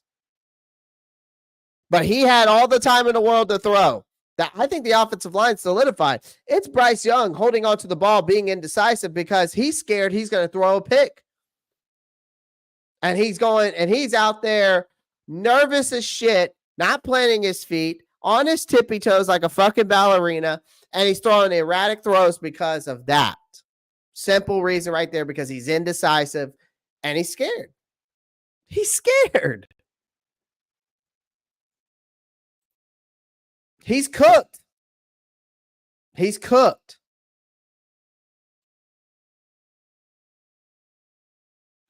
He's cooked. I take Sam Darnold in a heartbeat right now. Chat. I would take Sam Darnold in an absolute heartbeat right now. I'd bring back Cam.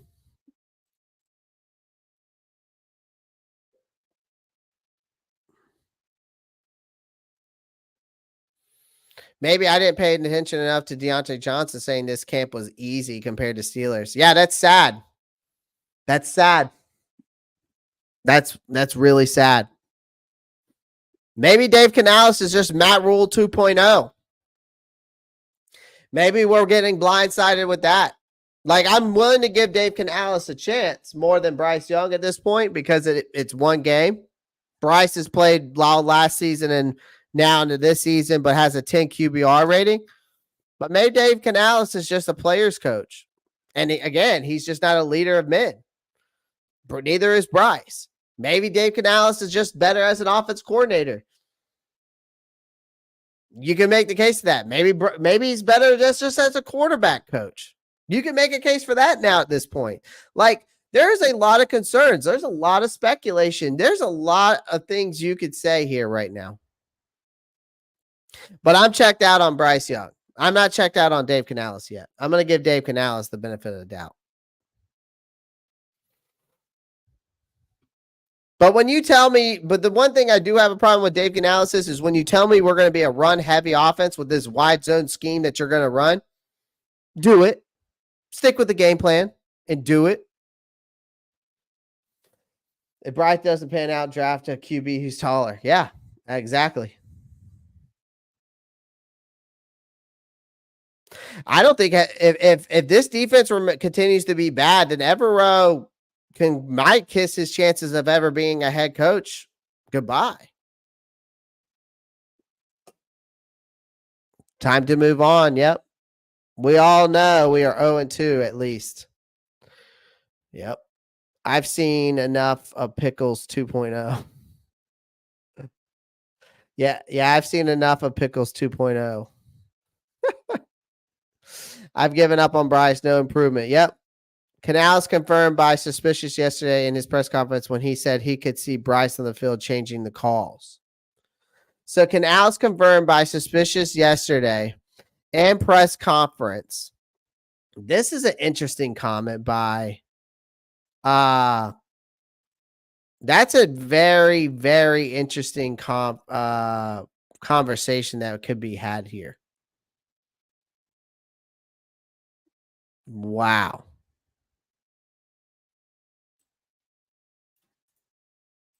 There's an interesting conversation to be had here with that statement.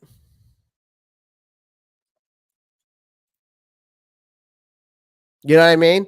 Like, you could have a very interesting conversation with this. With that comment right there.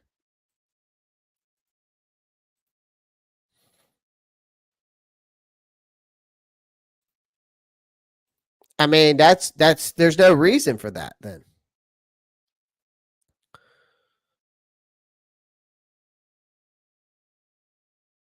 So basically, it sounds like Dave Canales indirectly confirmed that what a lot of us were already thinking, that Bryce Young struggles aren't entirely about the play calling, but they're about execution. So when Canales mentioned, so then this makes me think now. So when Canales has mentioned that Young was changing calls on the field, that shows that the coaches trust him to make adjustments, but clearly things went sideways in a big way. That's basically what I'm hearing. So here's the thing. The offensive play design itself hasn't been bad. It's just the lack of execution. Is that what I'm hearing? Because that's making everything look like a dumpster fire. Like, the calls may have had potential, but what good is a decent play call if your quarterback can't hit his targets or your offensive line can't hold up long enough for things to develop? Like, to me, it's poor reads and poor decision-making. Like, Young has been given the freedom to make these adjustments, but his reads have been questionable at best. Like, whether it's misreading coverage or not recognizing the pressure fast enough, like, the decision-making is killing drives. Like, the plays aren't getting a chance to work because the ball isn't going into the right spots. Does that make sense? Like, from this comment alone, I'm dissecting this comment just by itself. Like, to me, then that means that the offensive line is struggling a little bit, because then you can call the most creative play in the book, but if your line can't protect, which I thought they did a pretty good job, besides, like I said, with man coverage on the back end and you got a corner blitz, Bryce ain't reading that too good. So it's all for nothing. So, I know Young's been under pressure constantly, but when he does have time, it feels like, again, speaking of Sam Darnold, he's seen ghost from the previous blitzes. That's what we're witnessing, I think. Like, if Young gets a good call, right, and has time, that execution falls apart. And then when the wide receivers can't get open, or when they drop catchable passes, the offense has no flow when you have zero connection between the quarterback and the wide receiver. So then it comes down to timing, because then that is probably the most glaring problem, folks, in terms of execution. So the timing basically is completely off, right? Like, to me, it seems like Young is either holding onto the ball too long or he's forcing it too early. So Canales might be calling plays that could work if the timing wasn't a complete mess. So to me, it sounds like, from hearing that statement here, is like, the bottom line here is that the play calling isn't the problem. It's the failure to actually make the plays, which means Bryce Young needs to make quicker, more accurate decisions, and the offensive line and receivers will do their job. So you can't blame Canales that the offense can't execute the fundamentals. Does that make sense? Because that's what I'm hearing.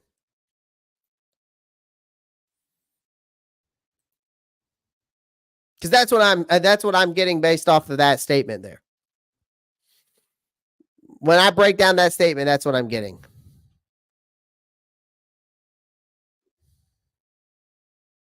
If it were up to me, get Tepper, Mingo, and Young out of the Panthers. Also play Leggett, Sanders, Brooks more. Play someone else at quarterback, get more depth on the defense. Looks like not picking Stroud will be one of the biggest fuck-ups in franchise history. You can spell F-U-C-K on my channel, Turtle Man. There is no repercussions on my channel for cussing because guess what? Right now, today is the day to just vent it out. This is your Monday therapy. This is what we might do consistently, guys. We might just do a Monday therapy session, lunch break with Clay, therapy session for Carolina Panthers fans. Just get your pillow, get your couch ready, and let it out, and let it all out. You know what I mean?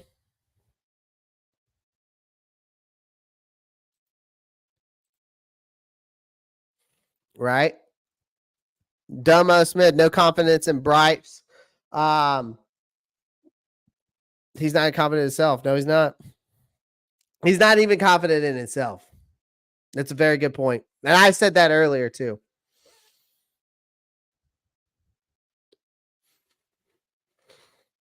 Bring in the new QB in 2025. Yep. Bryce had what? 3 seconds on average of the pocket time? Yeah. There's a stat out there that Bryce had like 3.01 seconds of pocket time, besides when it was man coverage on the back end and you had a corner blitz. So, facts, Clay. So, I mean, based off that comment that Panthers Blue gave me, I just broke it down. I mean, that's what I'm getting from it. Like, basically for that comment is that the play calling isn't the problem on the offense. It's just a failure to make the plays, failure to execute the plays because Bryce Young's not making his quicker 2.7 seconds getting the ball out. He's not making the quicker decisions. He's tiptoeing. He is basically running, trying to figure out the reads. It's not coming to him. Like the offensive line and the receivers are doing their job, but he's not acting upon it because he's failing to execute the fundamentals of the footwork, the failure of fundamentals of getting the ball out quicker, the failure of fundamentals to get them be more accurate with the football. But everybody else is doing their job. So now we're really seeing what the issue is.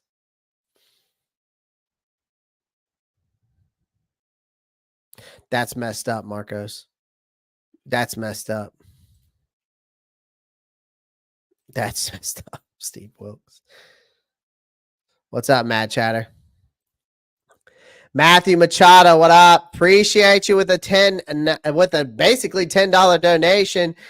Guys, shout out Matthew Machado in the chat. Light it up in the chat for Matthew Machado. Let's give him a where is it at? Where is it at?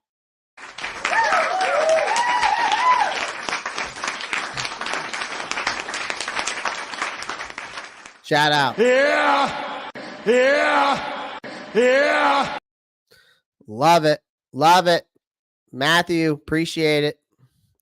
We should have kept Sam Darnold in the first place until we found our future quarterback, Sam Darnold, the future backup, and Jake Plummer. Don 34, I would love it. Fuck it. Start Plummer because we some shit. Cam Ward, Miami, Shador Sanders, Quinn Ewers. Yep. Jackson Dart, I've heard good things.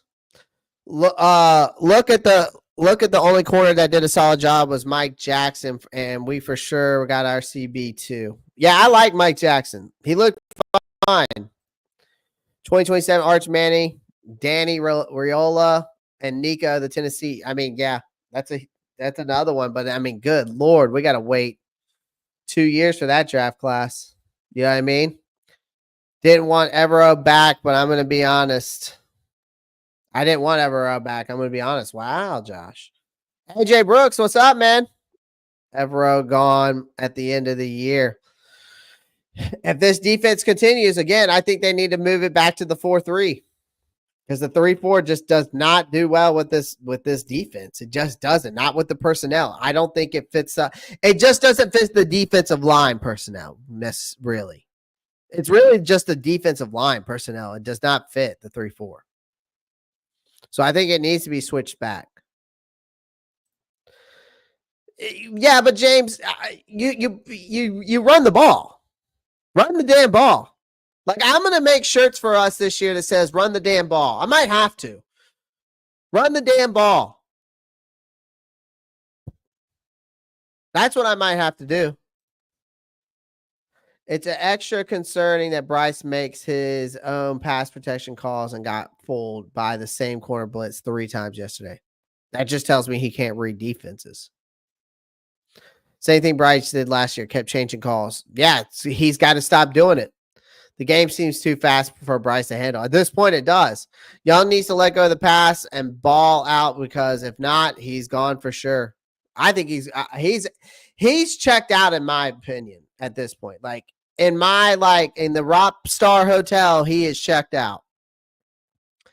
That's the thing. When we draft Bryce because he's supposed to be an elite processor, could get the ball quick while being mobile in the pocket. He can't even do that right. Nope. There are only 2 reasons to change the call, and only one is okay. The quarterback reads the defense and warrants it, or you scared and want what you perceive as an easier play. This is true. But again, you still he's obviously not reading the defense correctly, though. Panthers blue. He's obviously not reading the defense correctly. It's telling me all I need to know at this point, though, folks. Like, really, with everything going on with this kid, it's telling me everything I need to know. Like watching that game yesterday.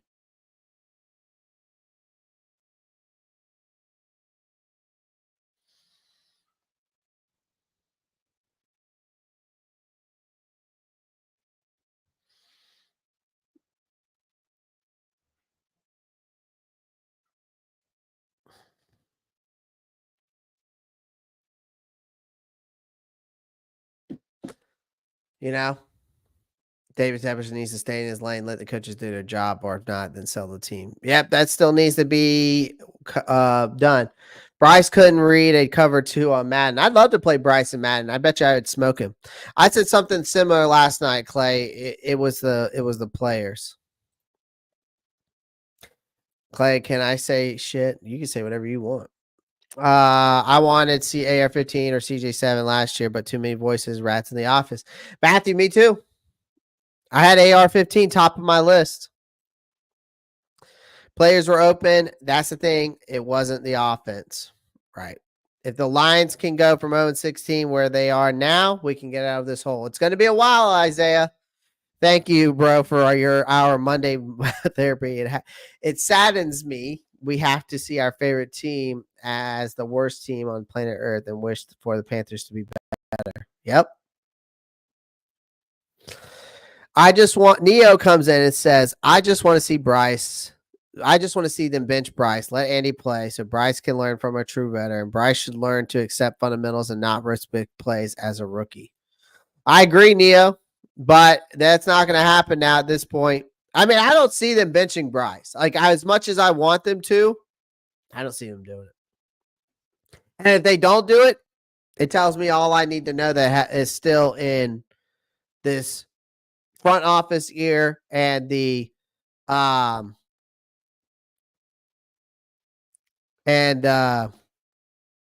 coaching staff. We still have an owner. If they don't bench Bryce, this tells me that David Tepper is still, though, because you can make the case, guys.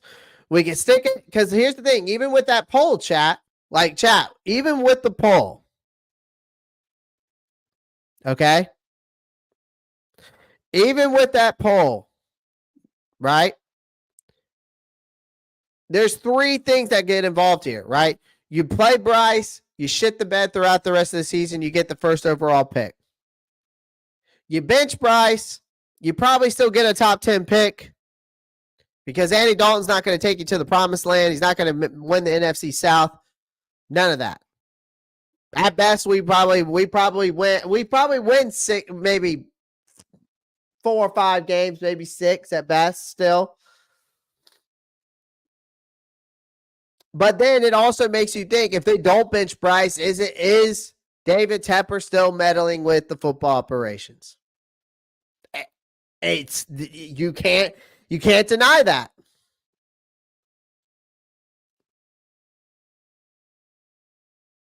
Taylor Green, here we go. But AJ Brooks, I miss seeing you in the chat, man. I haven't seen you in a while. I hope all is well. But when will our Panthers get out of the hole? That's a good question. I can't answer that. Trade Bryce, get him out of Carolina, get the hell out of the Panthers Bryce pile. You're a disgrace. Bryce is number one problem. Yep. The real MVP, Matt Machado. He is the real MVP. When you give to the Ropp Star Report, you're the MVP. Be a true friend and a friend. Put money where heart is. That is what he means. Yeah. Listen, I don't expect to have you guys' money, but it does, like when Matt does give, when people do give to the channel like that, it all goes back to the channel. Like, seriously, it does. Like, I put it in towards paying StreamYard to be able to give you these live streams. Like, it pays to go do the thumbnails on like Adobe and Canva. Like those donations go to the channel. You know what I mean? Like, that's where everything goes, folks. Everything goes back to the channel. So, like, what Matt did, that's going to go towards the channel somehow. It basically continues to help me be able to bring y'all good content. We're honoring Carolina's legend in 3 weeks against Cincinnati. These bums better get their shit together. Well, Cincinnati didn't look too good, folks, but I'm not saying we're winning that game. I'm not saying we're going to win another game at all up at this point. I wish I could make a YouTube short as me as Arlie Emery and yelling at Bryce, and the Panthers just make us all laugh, right? I just don't think Bryce cares about what coaches or what we as Panther fans say. So, yeah, I'm just letting out that pain. These Panthers have caused on me and a lot of humanity. Yep.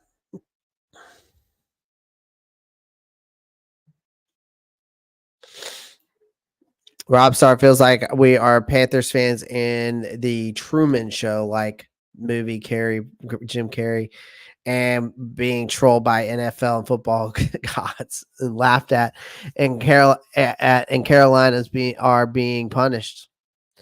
This is where we are, Trey. This is where we are. It's unfortunate. I wish I had a solution. I mean, I have solutions. I've preached the solutions on this channel, but nobody wants to listen. Nobody wants to listen to me, to the solutions. You know what I mean? Nobody wants to listen to those solutions.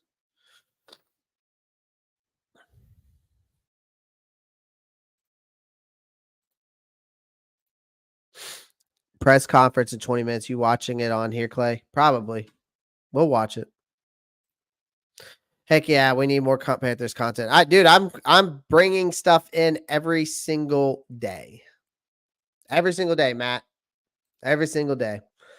Bengals always start slow. They do, but by the time we meet them, they'll be ready to go. Right.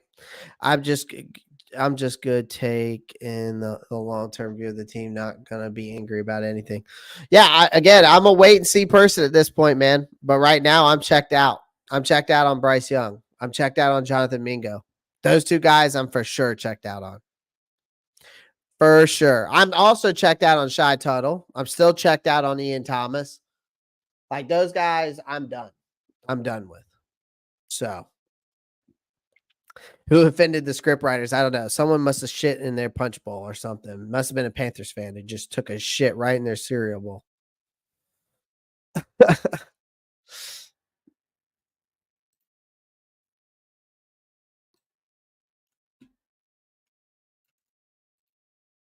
You know what I mean? Just took a massive dump. Guys, don't forget to check out the NFC South Roundtable tomorrow night. That's going to be fun. I'm sure we're going to hear it from TJ from the State of the States Panthers podcast. So, yeah.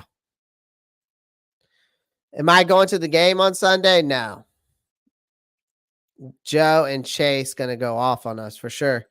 I don't know if I'm going to spend my money to go this year. Forest City Kitty. I don't know if I'm going to buy a game, buy tickets to a game. I'm going to wait till week 6. I'm going to wait till November. Honestly, I might wait till November to think about it, or week 6 before I decide to buy a ticket for the Carolina Panthers.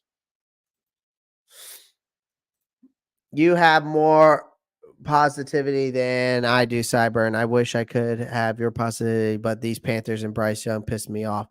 What we saw yesterday really made me sad and angry. And I understand that, Jarvis. I understand that. Y'all have every right to do so. You have every right to feel that way. Every person in here who's a Panthers fan has every right to feel a certain type of way. Whether it's you believe in Dave Canales, or whether you believe that you don't, or you're checked out on Bryce Young, or whether you want to give Bryce another chance, or you're willing to give Dave Canales another chance. Like, I know you have your mind for this team right now has to be going in circles because you don't know what to believe anymore. You don't know what to believe anymore. You don't know who to believe anymore. And I understand that. As a Panthers fan myself, I cold-heartedly understand it. Oh, J.K. Dobbins and Gus Edwards might have a field day with this team. Smash that like button, subscribe if you're new, join the Discord. Yes, sir. Marcos Cash knows what's up.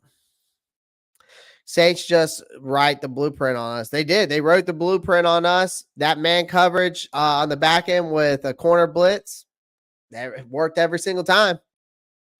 I want one of the games, but after yesterday, I'll watch it at home. Yeah, the TV for sure. T Green says, keep pounding. Instead, we get pounded every week. Just getting absolutely raw dogged, right, T Green? Just absolutely raw dogged. Every they are hopes every time we end up kicking us in the balls. Yep. It doesn't seem to change. It doesn't seem to change now, does it, ladies and gentlemen? It just doesn't seem to change.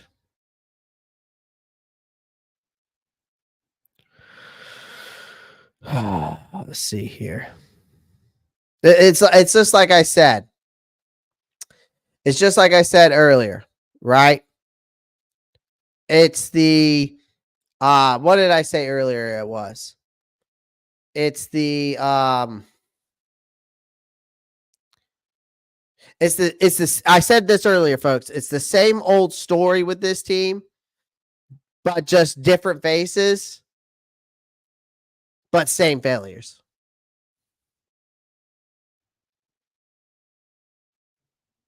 You know? That's what it is. It's literally those exact words. It's the same old story with this team. Different faces, but same failures. That's what it is. That is exactly what it is.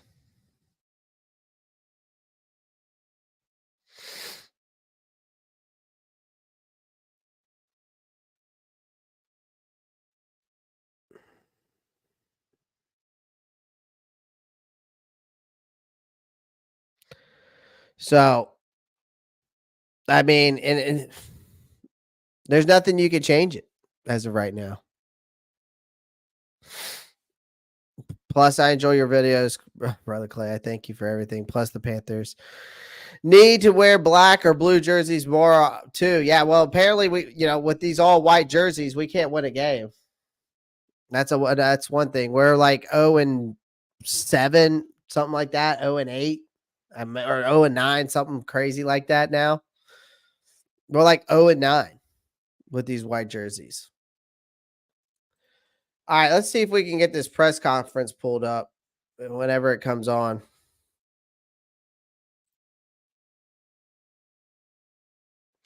I decided to stay long this morning with you guys because I got a lot of work done this morning. Honestly, I've also been like doing some work while chatting with you guys. So we're going to get this press conference going here shortly because I do want to do that with you guys. I want to see what they what Dave Canales is going to say, or whoever, what they're going to talk about. Obviously, I think they'll probably talk about some of the I think they'll probably obviously talk about some of the game. But I think, well, I mean, obviously it'll be about the game, but I wonder how much they're going to talk about the Derrick Brown thing. You know what I mean?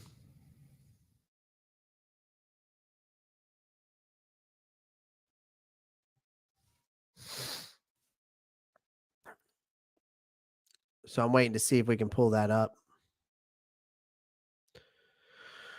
Our loss is on Dave Canales and David Tepper. T Green, I broke it down. It's not on Canales, T Green.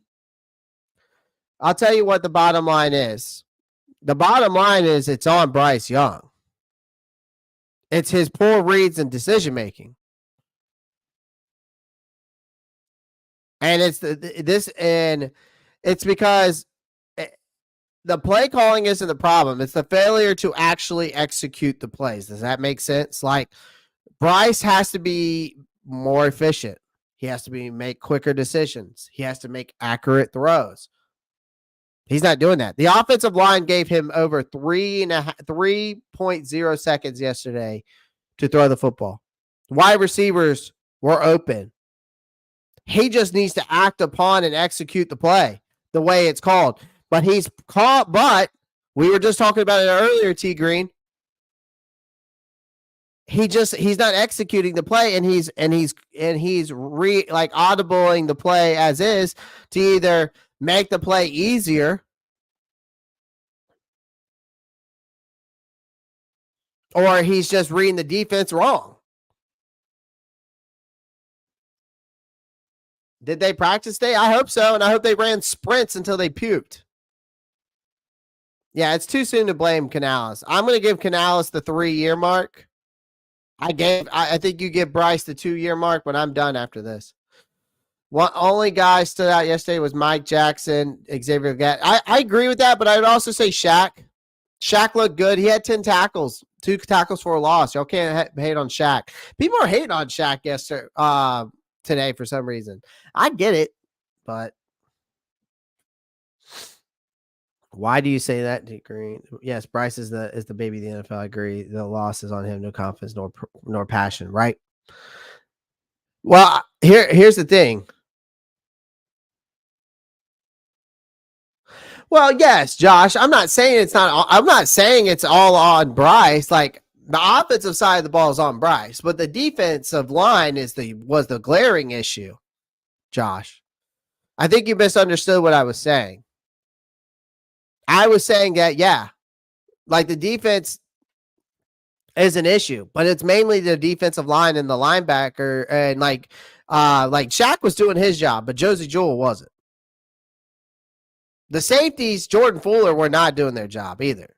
But it's on the defensive line mainly. They ran the ball 37 times.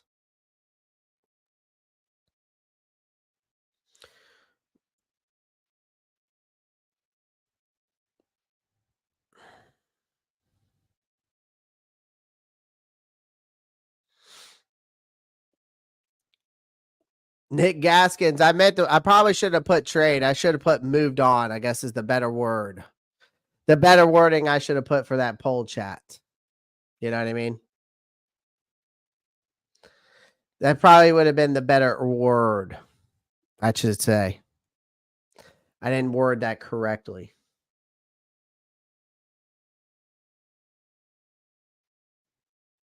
But it looks like people are saying start Andy and moving on. Again, you got those three. Like, here's the thing: if they don't bench Bryce, right? If they don't bench Bryce, you get the first overall pick. But then you also have to think about is David Tepper, right, meddling within football operations, because that's something that he would do, is to try to keep Bryce on the field because he's his golden child. But then it's also like, well, then you should start Andy and move on from Young, right? I could see yeah.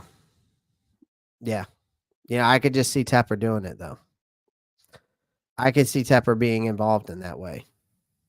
I'm just saying.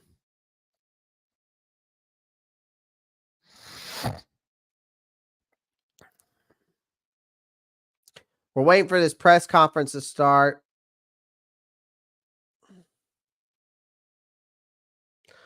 Again, T Green, if you know anything about football, it's on Bryce.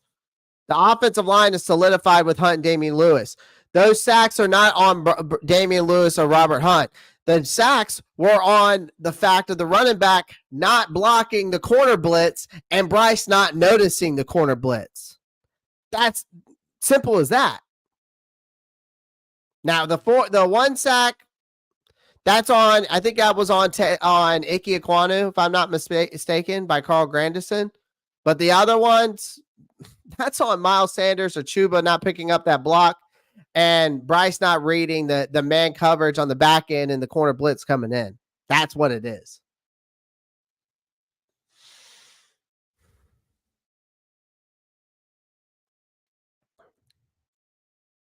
They need to move to a 4-3 defense, Brad. They need to move to a 4-3 defense. The 3-4 defense just doesn't work for this team. Yeah, I mean, Bryce is just, he's indecisive, and he's this is where we're at. He's indecisive. Taylor Moton sack. That's what it was. It wasn't on Icky, actually. It's on Taylor Moton, who's supposed to be the rock of our offensive line. Well, if you guys tune into the NFC South Roundtable on Roundtable Sports tomorrow night, it should be an interesting one. You know what I mean? It should be an interesting one.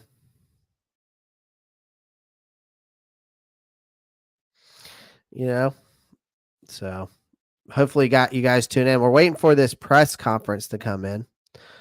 Whenever it's supposed to start, I think it's supposed to start. Josh said in 20 minutes. I'm assuming like 2:30.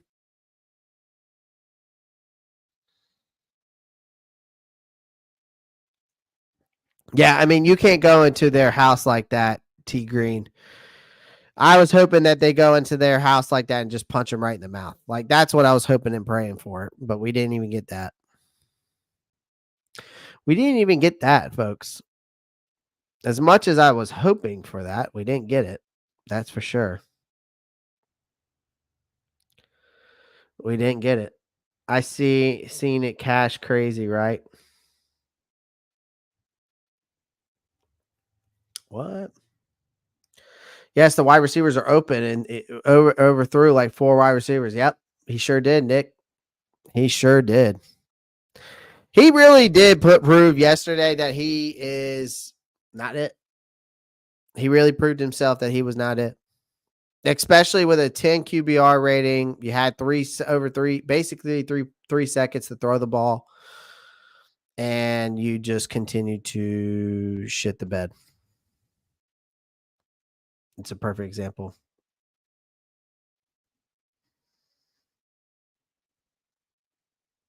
Nicholas Moore, we've been patient. But yesterday, there's no excuses for that. I'll tell you once and I'll tell you all again. It was poor execution by Bryce. The play calling wasn't the issue. Bryce is indecisive. He is also not up to speed to the NFL. It is proven now to this point. I'm not going to give this kid any more chances. I gave him a chance. I was one of the guys that was willing to give him a chance. Well, I was never on the Bryce train anyways, but I was willing to give him a chance. I was willing to be optimistic.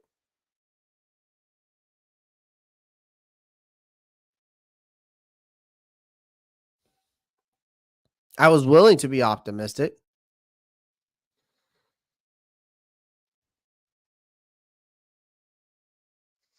Hakuna Matata. Baker Mayfield looked pretty damn good yesterday. I don't know what the hell you're talking about.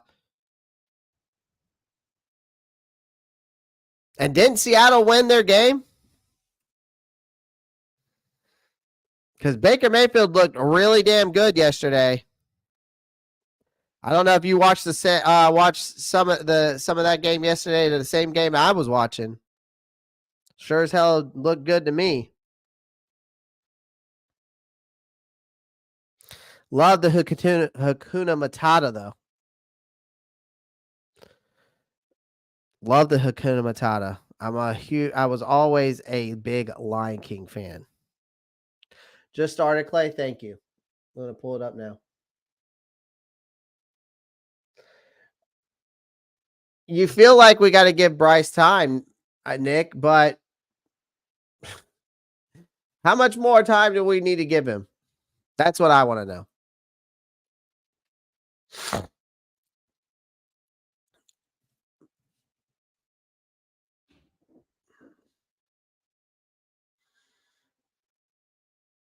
I don't see the press conference. Is it on X?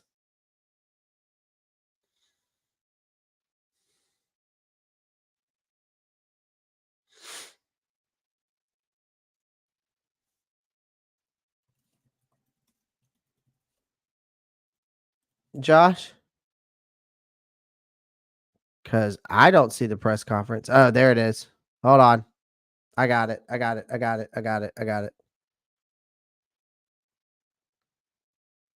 Y'all can debate about giving Bryce Young press on y'all's own time.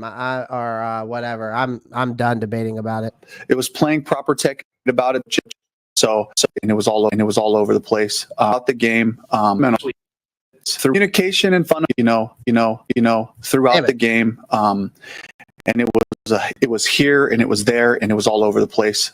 So the guys were great about it. They were accountable with it. The coaches, we're going right to the basics of our calls and where we're expecting help and leverage and all those things. So it was the thing that really came out of it off the film. Do you feel like you could have? Where is this coming from? But you feel like you needed to rep it differently in practice? Or Geno Smith is not on this team. Neither is Baker Mayfield. We're looking at all of it. So I think my responsibility as the head coach is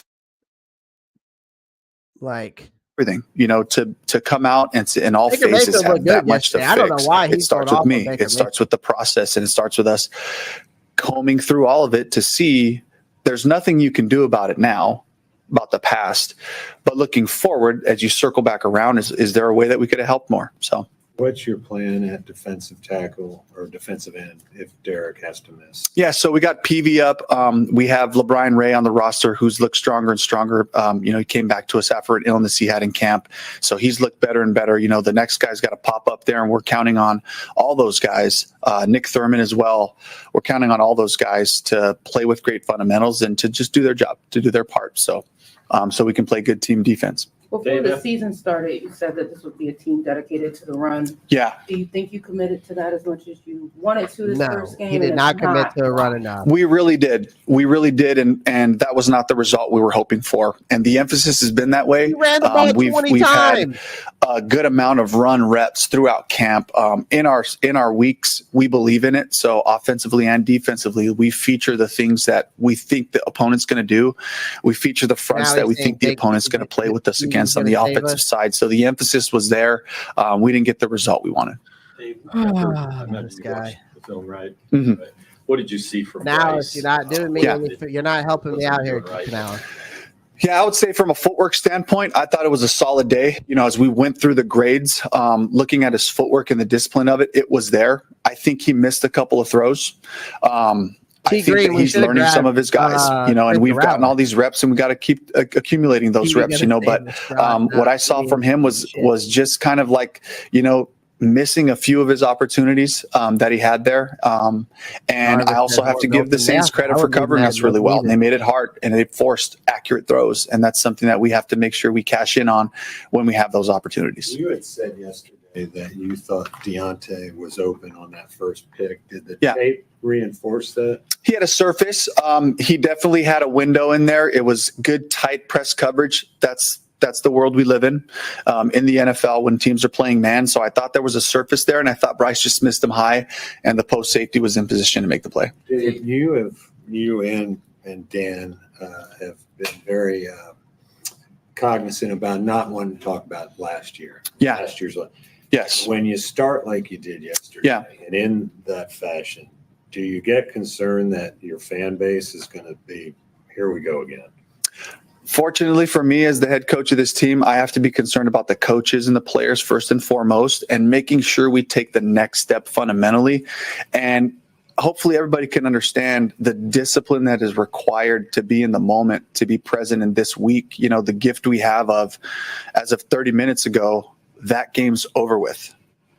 And now we have to move on, and we got the Chargers coming in on Sunday. And so that discipline is huge, and it's a practice, and it's intentionality, and it's something that I have to be really, really strict about with our group. Is now let's take the next step. We are here. That was us yesterday. We are here today, and we're looking forward to this next challenge and this next opportunity to take the next step. So I have to be focused that way, Joe. Dave, I understand the fine line you have to walk in terms of preseason, and you don't want to get anybody hurt. You don't want any injuries. Are you in your mind questioning, should I put guys out there more? To get a little more used to each other, more playing time now? Again, we got to consider everything, to see if we can put ourselves to take the next step, get ourselves ready for a full season. We have to think about all of it, Dave, you've had later practices mainly because you wanted to get guys used to the flow of when game time is. How do you think the night before process worked, and then getting to the game, pre-game, how do you think that all kind of came together? I felt great about the process. I felt great about a camp where, we practiced early for body readiness, and then as we got closer to the season, we moved our practice a little bit later, just so that their readiness and when they're going to play full speed makes sense. So, we've had these guys on a good time clock. But again, I'm considering looking at all of it, just making sure, in year one, let's just be really honest and really open about our processes and the way we did things to see what the result is. And that's one game. We're going to have to collect some games and then say, did that effect carry out for all these games? Was this game one piece of it an anomaly? To speak specifically about this game, the one thing I will say is we lost in all of the critical areas. We turned the ball over 3 times. They turned it over once. The game was gone by then when we recovered that punt, right? So I can't even count that one towards our turnover ratio. We ended up -3, really, in my mind, in significant time. That alone is enough. Then we gave up 12 explosives on defense, and we only got 4 on offense, and 2 of them happened late in the game. Then you go to 3rd and 4th down. We only converted 3 out of 12 or 13, I think. They were 54% in the same area. So we lost that one as well. We were 1 for 2 in the red zone. They were 4 for 4. So we lost that one as well. So in all of these, if you just win one of these critical areas, you got a really good chance of winning. We lost all 4. And that's when it gets lopsided, and the victory and the loss margin ends up that way because of that. So that's our focus. Let's hone in on these focuses. We've been crazy about the ball. We're going to take it up another notch. We're going to have drills. We're going to make sure that we emphasize it more in our meetings. How much more can we emphasize it? I don't know, but let's find out. Let's find a way to do it. Working as a coaching staff in our 3rd down areas, to put our guys in better situations. We talk about the protection issues, and some of the third downs, the sacks, right? We had a scheme. They schemed us better. That's coaching. We have to be able to put our guys in better situation in that regard. You mentioned the sacks. Yeah. All those came from the DB.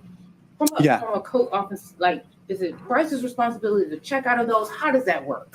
It's both, but honestly, it's on the coaching staff. It's on us. We sat there like we were sitting ducks. We didn't do enough to put our guys, to give them simpler solutions in some of those. And this is one of the best third down pressure packages that you're going to go against. We saw it week 1. We've been against it before. We had a plan. He had counters.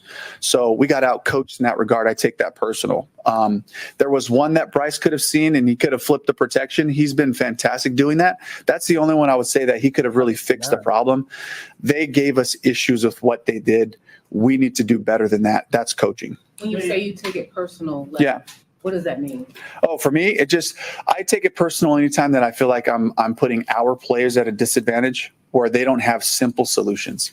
Dave, you've mentioned trying to bond with players at a real human level. Yeah. You're talking them through something like happened today there.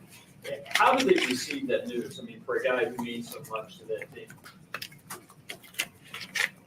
Especially for a guy like Derrick, who really embodies what we want to become as a team.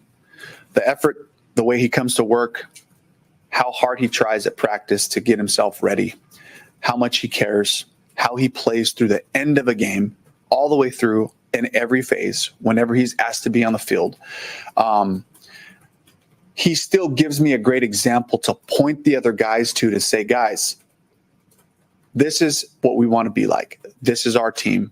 This is how we finish. And the guys definitely take that personally. And I have to just encourage them to say, okay, now whoever goes in next, follow that lead, play hard. As long as you're on the field with great effort, chase it down, no matter what the score is.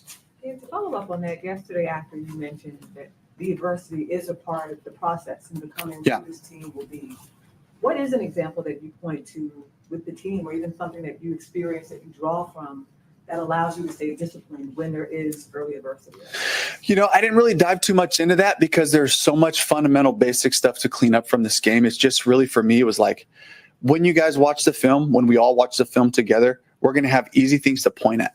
We're going to have easy things to show. That's just like, it's a trust factor. It's execution. It's fundamentals. It's the basics of ball. And that was enough. I just felt like, you only have so much margin to really pour into and draw from your team. And I felt like if our attention can just go on getting our football right, if our attention can just go on playing good, clean ball, did everybody do right? Not that there's ever a perfect game, but like really flipping the odds of like most of the time we were in great position. Most of the time we executed at a high level. That's really where the energy needs to go. Can we take care of the ball? Can we secure it in traffic? Can we do those things that are important, so I just have to be really, really cognizant of what I'm asking our team to do before I start to go into like the bigger, the bigger responses to things. Like the best response is, can we just get our football right? So they got players who got to replace Derrick. Yeah. And they got to do their job. Yeah. But Derrick does a lot of jobs really well. And how big of a loss on the big picture of things is that? Yeah, definitely a huge loss, right? What's up, Nick? We'll pause it there for a second. What's up? How are you? I'm doing good. I think I've met you before on someone's show, but I appreciate you coming on mine. What you got for me? Man, I'm just looking at this. I agree with you. One thing that a lot of people are pointing this at Dave Canales. Dave Canales actually called a really good game. There were a lot of wide receivers wide open. Yeah. He overthrew a lot of them. A lot of people didn't look at the things like this.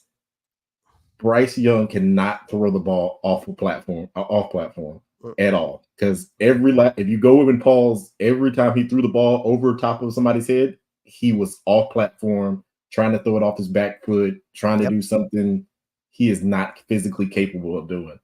Yeah. Yeah. I mean, and the thing is that he's been given freedom to make these adjustments, but when you have a corner who's blitzing you with man coverage on the back end, right? you're giving him the freedom to make these reads, make these adjustments at the line. He's not been able to obviously make the correct adjustments because at best he's been very questionable in that. He's misreading coverage. He's not recognizing the pressure fast enough. And so the decision making is just killing drives. And that's part of it. And so the play calling, again, I'll say it before and I'll reiterate what I said again. The play calling is the problem. It's the failure to make the plays, to actually make the plays. Execute them.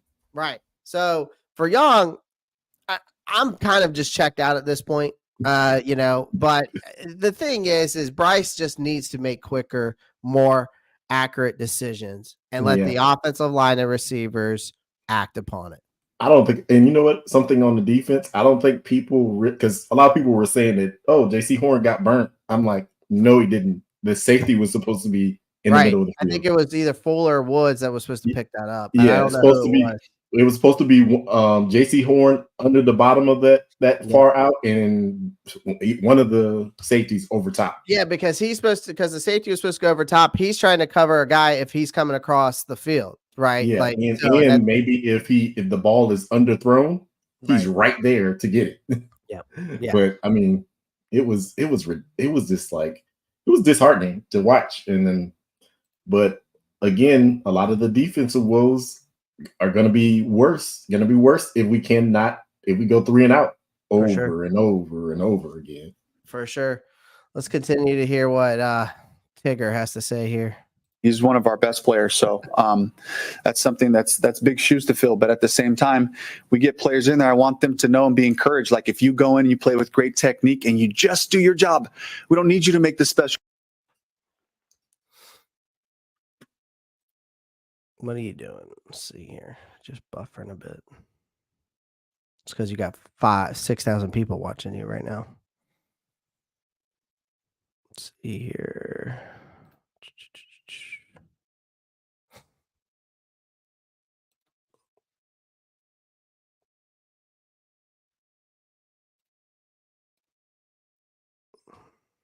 Let's see if I go up a little bit.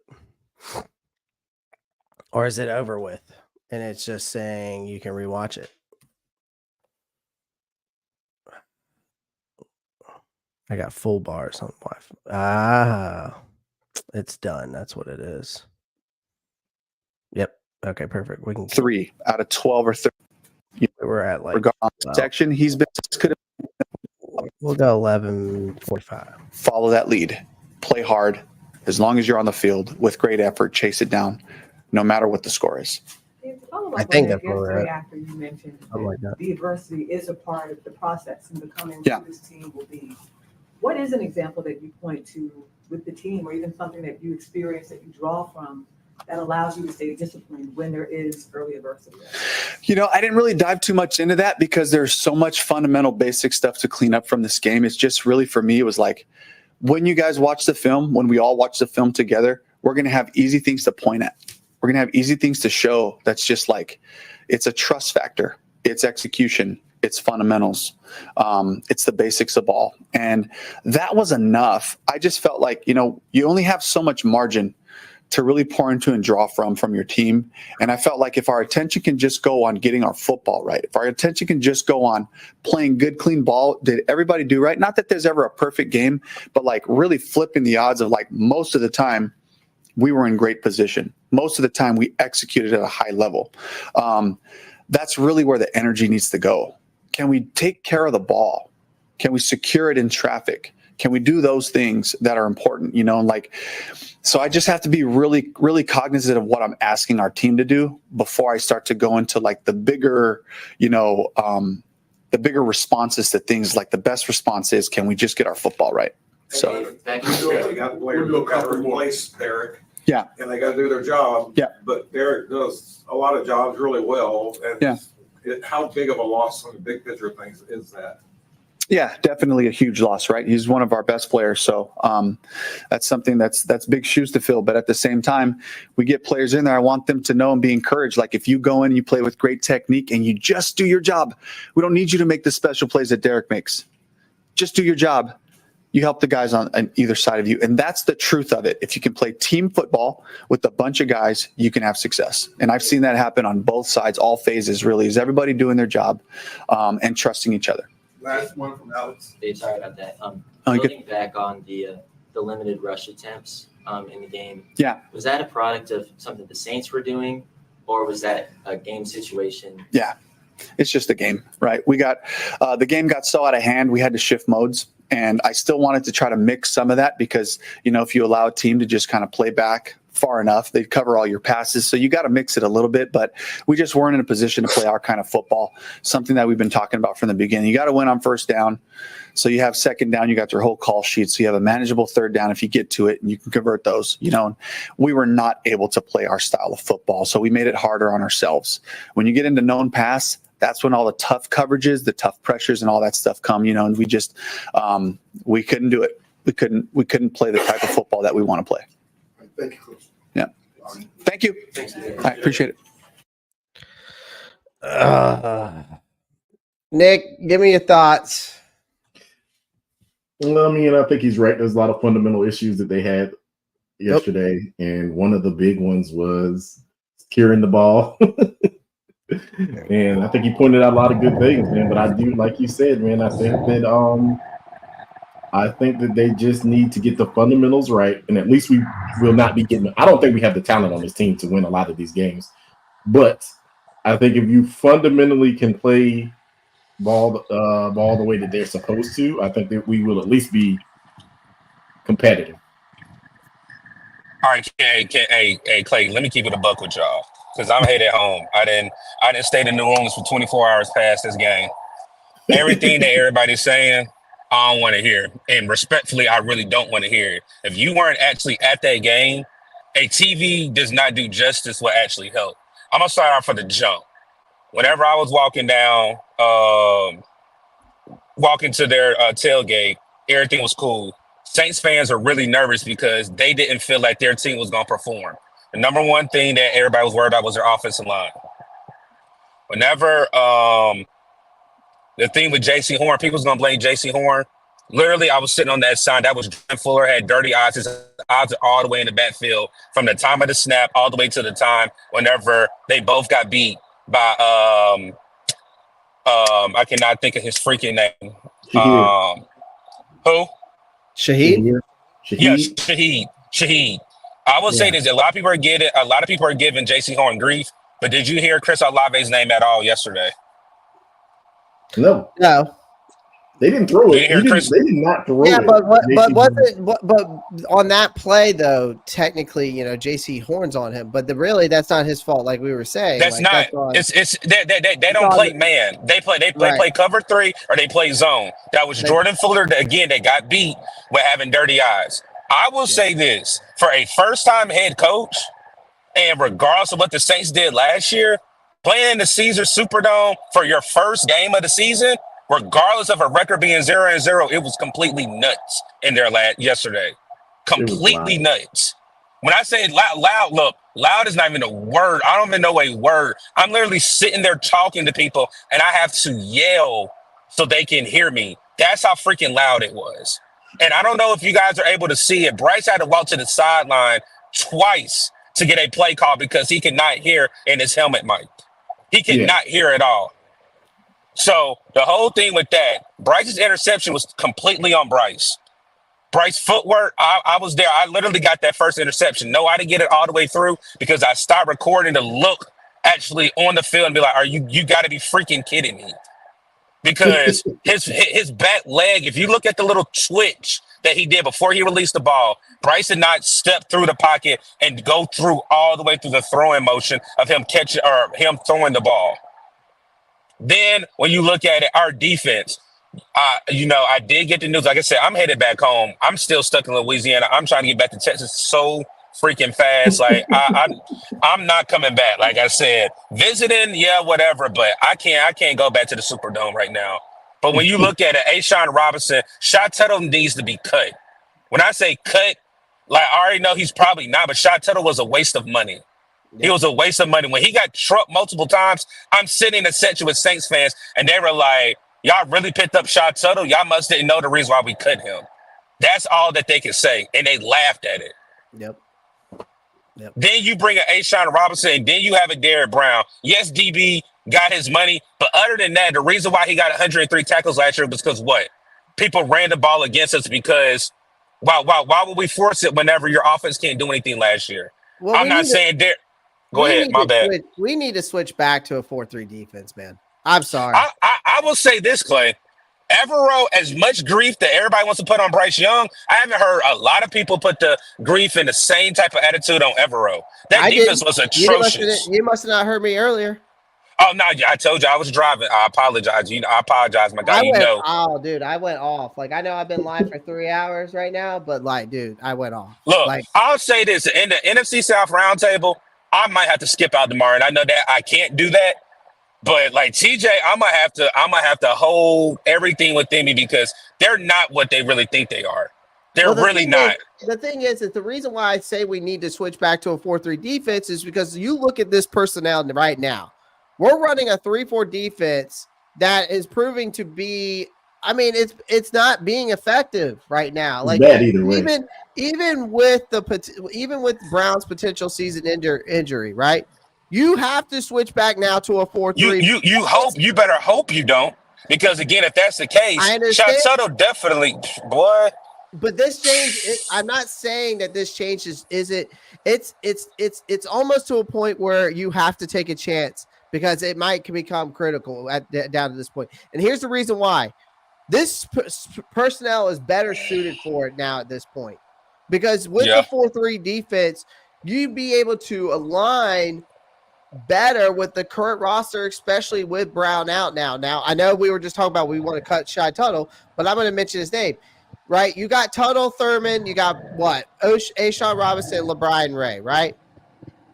You give those guys extra, and then you give the extra defensive end to create pressure. That's going to help you with that. It's going to set up things better to maximize what you already have there. So that's why I'm saying, like with the 4-3 defense too, you have 4 down linemen, which means you can put more pressure on opposing quarterbacks.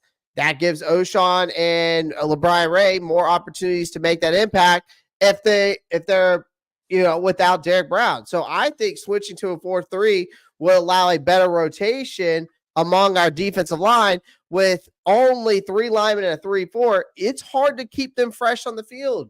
Because with a 4-3, you're giving more flexibility and potential really to better be able to perform. So I think another thing is with the run defense, you're going to be able to set up it to be more effective against the run, because with his injury now, our run defense could be even more of a liability, because with a 4-3 alignment, it could shore up the defensive line against this ground game, and then it allows your linebackers to fill those gaps and make more plays. Yeah. That's the only reason why I'm saying it now with because of the personnel we have now. Clay, let's go even deeper with this. One thing that I did enjoy out of this game, I enjoyed that the Saints gave credit to 2 rookies that they saw. They're scared of, they said the potential if we get a quarterback, and they were throwing little jokes, but they said JT Sanders was a freak. And when I say up close, I did not know he was that in stature and measurements. Yes. Yes. When I say, like, they were scared. Like when he caught the ball that once, and then I think they called a holding penalty, they were like, thank you, God, because they were like, and then Xavier Legette. I know he didn't get a lot, but whenever he did get that kickoff, and then I think he caught like 3 passes or whatever, the stat line was for him. It was like they were like, okay, you guys have a lot of youth. But again, it doesn't matter, because I would say Dave Canales really was not prepared. For a first-time head coach, he was not prepared. This team was not prepared from the jump. You can tell he had butterflies, however you want to say it, butterflies, or he probably threw up before the game. He was nervous. Like it just was, man. Y'all don't understand. Like, I mean, here's the thing.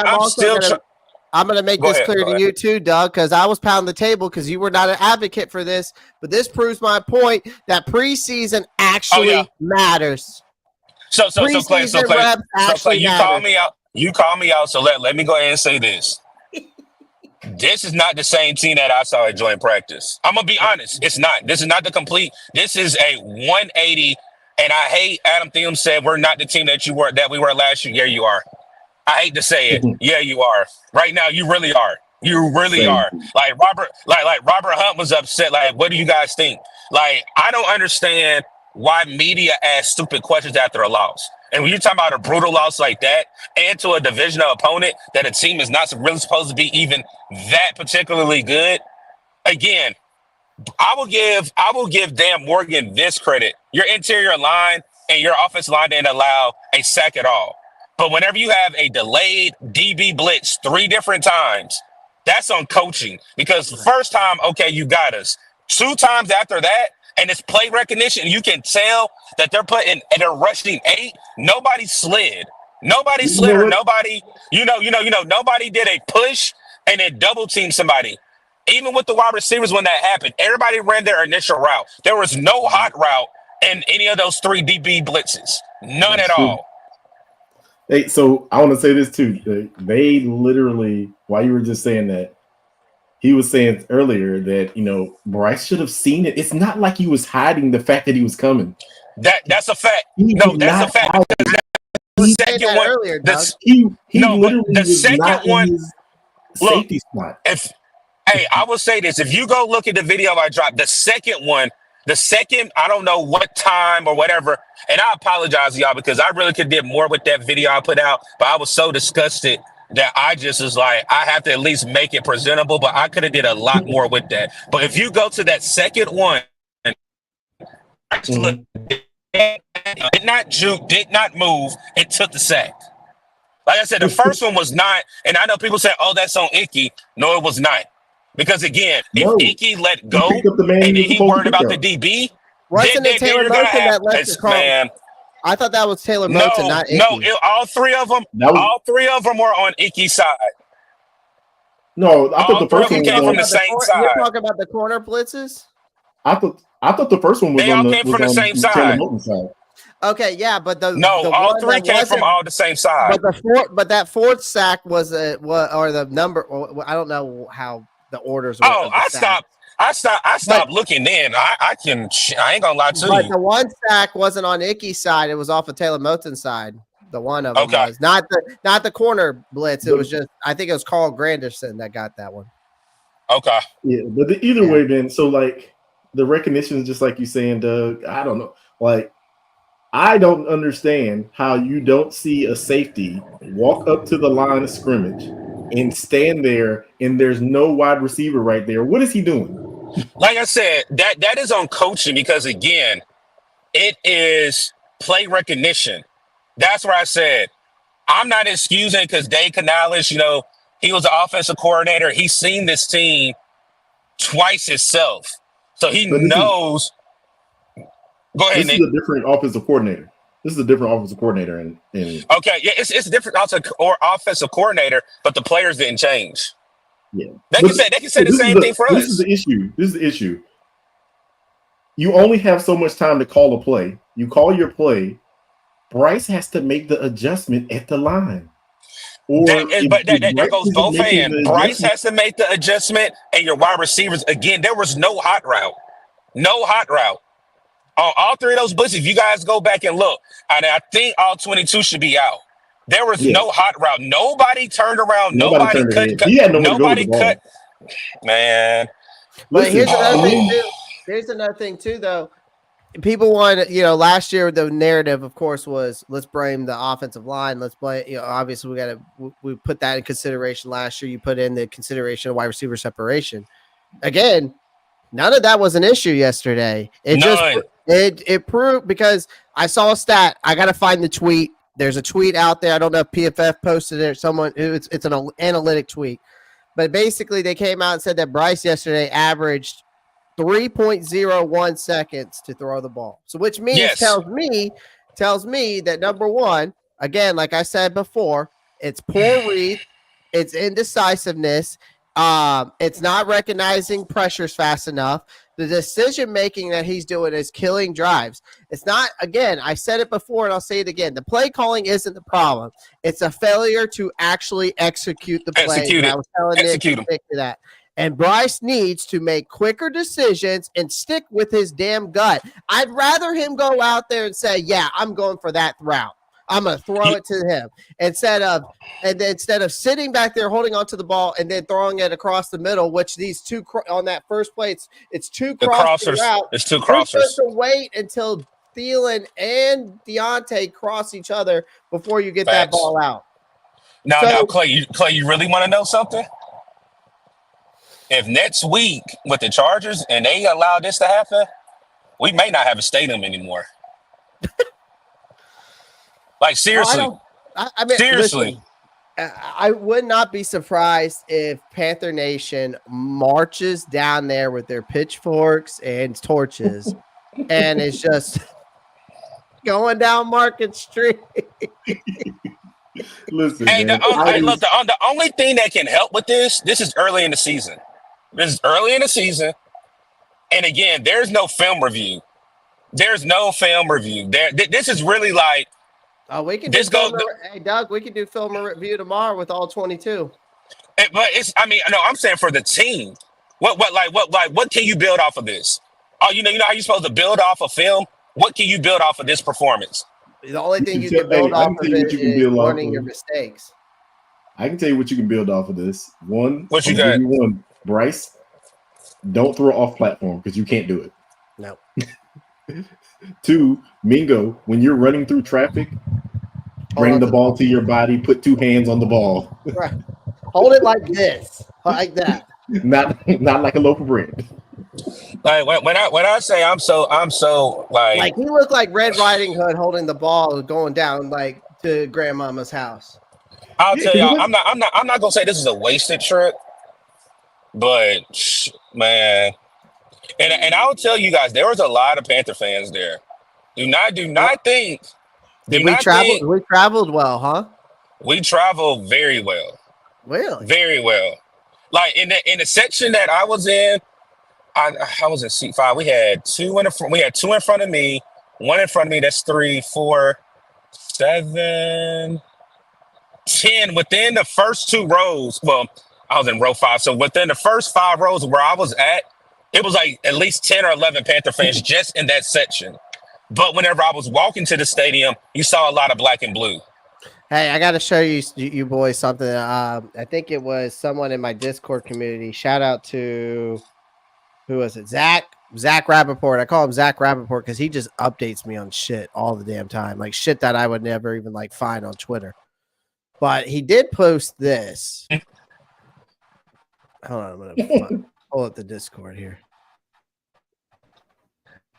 Oh, you know what? I might have to do it this way. This just kind of just shows me everything I need to know about that offensive line yesterday too. Oh, the PFF grade or the good thing about it? Because Clay, I can really tell you a lot about the offensive line. I think it was something P&P posted up. It was the PFF grades. It's the PFF grades. Yeah. Only everybody. I'll tell you this. Damian Lewis. I can tell you, Damian Lewis was blue. Austin Corbett was dark green. Yeah, Robert Hunt was dark green. Taylor Moton was green, and Icky was yellow. Okay, and then they got Icky with that. Go ahead, because I said they got Icky with 3 this year. Let's see if it's this year. Hold on. I just want to make sure I got this right. And I know people are saying Icky got beat. I mean, not Icky. Austin Corbett didn't look good. No, Austin Corbett looked damn good yesterday. I didn't see no center issues at all. So I don't know. Look, so I know. Look, Nick, somebody said something about he got pushed over. No, he did not. That offensive line again. I didn't see it. Nick, I'm agreeing with you. Nick, I was there. I didn't see our entire offensive line. They give up a sack from a D line or from anything from the interior where people were worried about. Like I said, Icky did get 3 hurries though. Other than the delayed freaking safety blitz, I didn't see much come up the center. Nothing did. Here it is, boys. So that just proves to be right there. Icky still needs to improve his pass blocking, but that's not too bad. Well, that's ridiculous, right there. Like I said, I already know exactly what y'all looking at. I'm not even looking at the screen. If you're talking about what PNP posted, it's the PFF grades. Listen, and the bad part about that is, is 4 linemen with that type of grades can hide Icky. But you want to know something too, Nick? The New Orleans Saints ran the ball 37 times. We ran the ball 20 times. We didn't establish a run at all yesterday. Yeah, I kind of feel like we got away from the run too early because of how fast we were going down. So we were only down. Oh my bad. Go ahead. I just want to shout out PNP, Rashad, and Dave for posting this up. Give them a shout out because when I use people's stuff, I want to give them a shout out. But shout out to them for putting this up because I was looking for the grades, but I don't think PFF is. They must have found them or got them from somewhere because I went on PFF online, but it doesn't seem like it's showing up correctly. I actually think that those hurries. You already know what those hurries are, right? Those are the sacks. Those are the sacks. And they're coming from the what you call, and they're coming from his side. So the three hurries from those corner blitzes on Icky's those side. are corner blitzes, correct. And then but the two hurries because Taylor Moton allowed a sack yesterday, which they didn't add that in there. He allowed a sack yesterday. It was Carl Granderson, if I'm not mistaken, who had that sack. Yeah. And then what's the one hit though? Quarterback hit. Okay. Probably whenever Bryce was scrambling. Okay. Yeah, man. I mean, this right here just proves to me that's we've got a quarterback issue more than we do have anything else now. We have an identity issue. We have a quarterback issue. I'm sorry to say this. We probably would be better off just letting Bryce play it out and then getting rid of him during the offseason because I believe if you put Andy in, Andy will win some games. Yeah, so it's like, okay, dude, what do you do? But then also but here's the problem with this. Here's the problem. If you stick around with Bryce, there's going to be that narrative that David Tepper is meddling within football operations. Yeah. But the thing about it is, well, I'll give you this. This is the other side of that. I want to look at this. Can you go to David Tepper? I know we can't go right now. It's going to be at least six games before they can go to David Tepper and have this film to show that Bryce is not capable of being an NFL quarterback. I mean, I don't think he's going to. I honestly don't believe they're good. I think that they have to put film in front of him from this year showing that he is not capable. Again, this is the reason why I say this. This whole game needs to be a wash because there's no bright spots on both sides. The defense let you down, and your offense didn't do anything.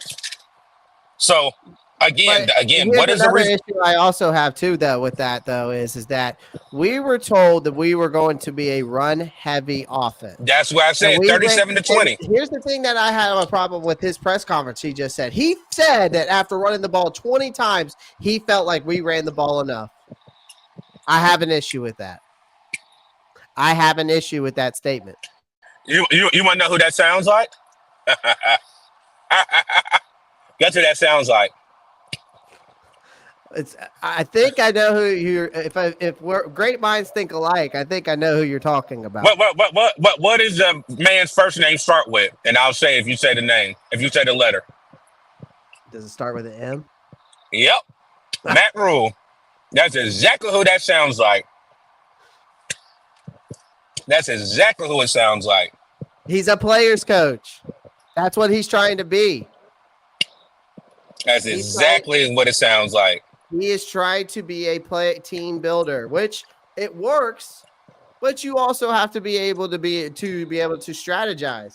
But look, I wanted to make this comment because Sheena and Vashtab had a space, and I actually was, I talked to them before the game. Right. This fan base for us has been in shambles since we went 7-9 with Steve Wilkes. Oh, for sure. That 7-9 is really an asterisk. We were not a 7-9 team. Our division was just not that good that particular year. Then people are saying, oh, we're only a quarterback away. We need to get a quarterback. Scott Fitterer goes and makes this big trade with the Chicago Bears. We get Bryce Young. Everything has been a domino effect since Scott Fitterer has been a GM. And it's not fair to Dave Canales, and it's not fair to Dan Morgan. But you have to. It's almost like playing blackjack. You know the cards that you have. So if you're at 18, you have to either play it or you're going to be dumb and say, "Oh, hit me." One thing that you have to look at it is they knew this roster the way it is. No, that doesn't mean that you just give up on Bryce. But again, with the scheme that we run, you don't really have all the players. Again, I hear people saying we need to go to a 4th. You just said it too, Clay, about the whole scheme with Derrick Brown going down. Again, there's certain people on this roster that do not fit the scheme of philosophy of the offensive or defensive coach. But this is where, again, it's the first game of the year where there's been a lot of overreacting. And let's just say they come out and beat the brakes off of the Los Angeles Chargers. What is going to be the narrative then? That's the good thing about it, that you have a game that's weak, but it's not pretty right now because, again, it's looking like a rinse and repeat. That's the only silver lining we have in all of this is literally the only silver lining we have in all of this is that it's week 1. I mean, and that's it. Like that's the only thing, because but this feels like a consolation prize, though. That's what it feels like. Like it's an absolute embarrassment. Whether we lost by 3 or we lose by 30, yeah, that's the only silver lining because it's just one loss. But the only thing that took any real damage in that game is basically the mental health of this fan base and whatever scrap of confidence that this team has. It was that bad. Because I predicted us to lose this game, but I didn't think it was going to be that bad. Yeah. I thought it was going to be competitive. I thought it was going to be like 20-16, something like that. And we had others on the panel at the NFC South round table, and everybody said 24-20. That was seemed to be the most popular one. But it was everybody thought it was going to be close because the Saints had their speculations of Derrick Brown or Derek Carr, and their speculations of Dennis Allen, and their speculations of their offensive line. And it absolutely backfired. Mm-hmm. It absolutely backfired. So it is what it is, man. I mean, at this point, I'm gonna break down that game film tomorrow. Well, I'll be listening because you're gonna let me have PTSD again. So I mean, we need to break it down. It needs to be broken down because we need to. I really want to see how wide open these wide receivers were. I really want to see. They were. When Bryce overthrew Deontay on that post to the boundary, that was a bad throw. That was ugly. Ugly. I just want to see how wide open. That was ugly. Man, all of them overthrows was bad throws. It ain't just that one. It was bad. They were bad. You missed 4 wide open shots. You had 4 wide open.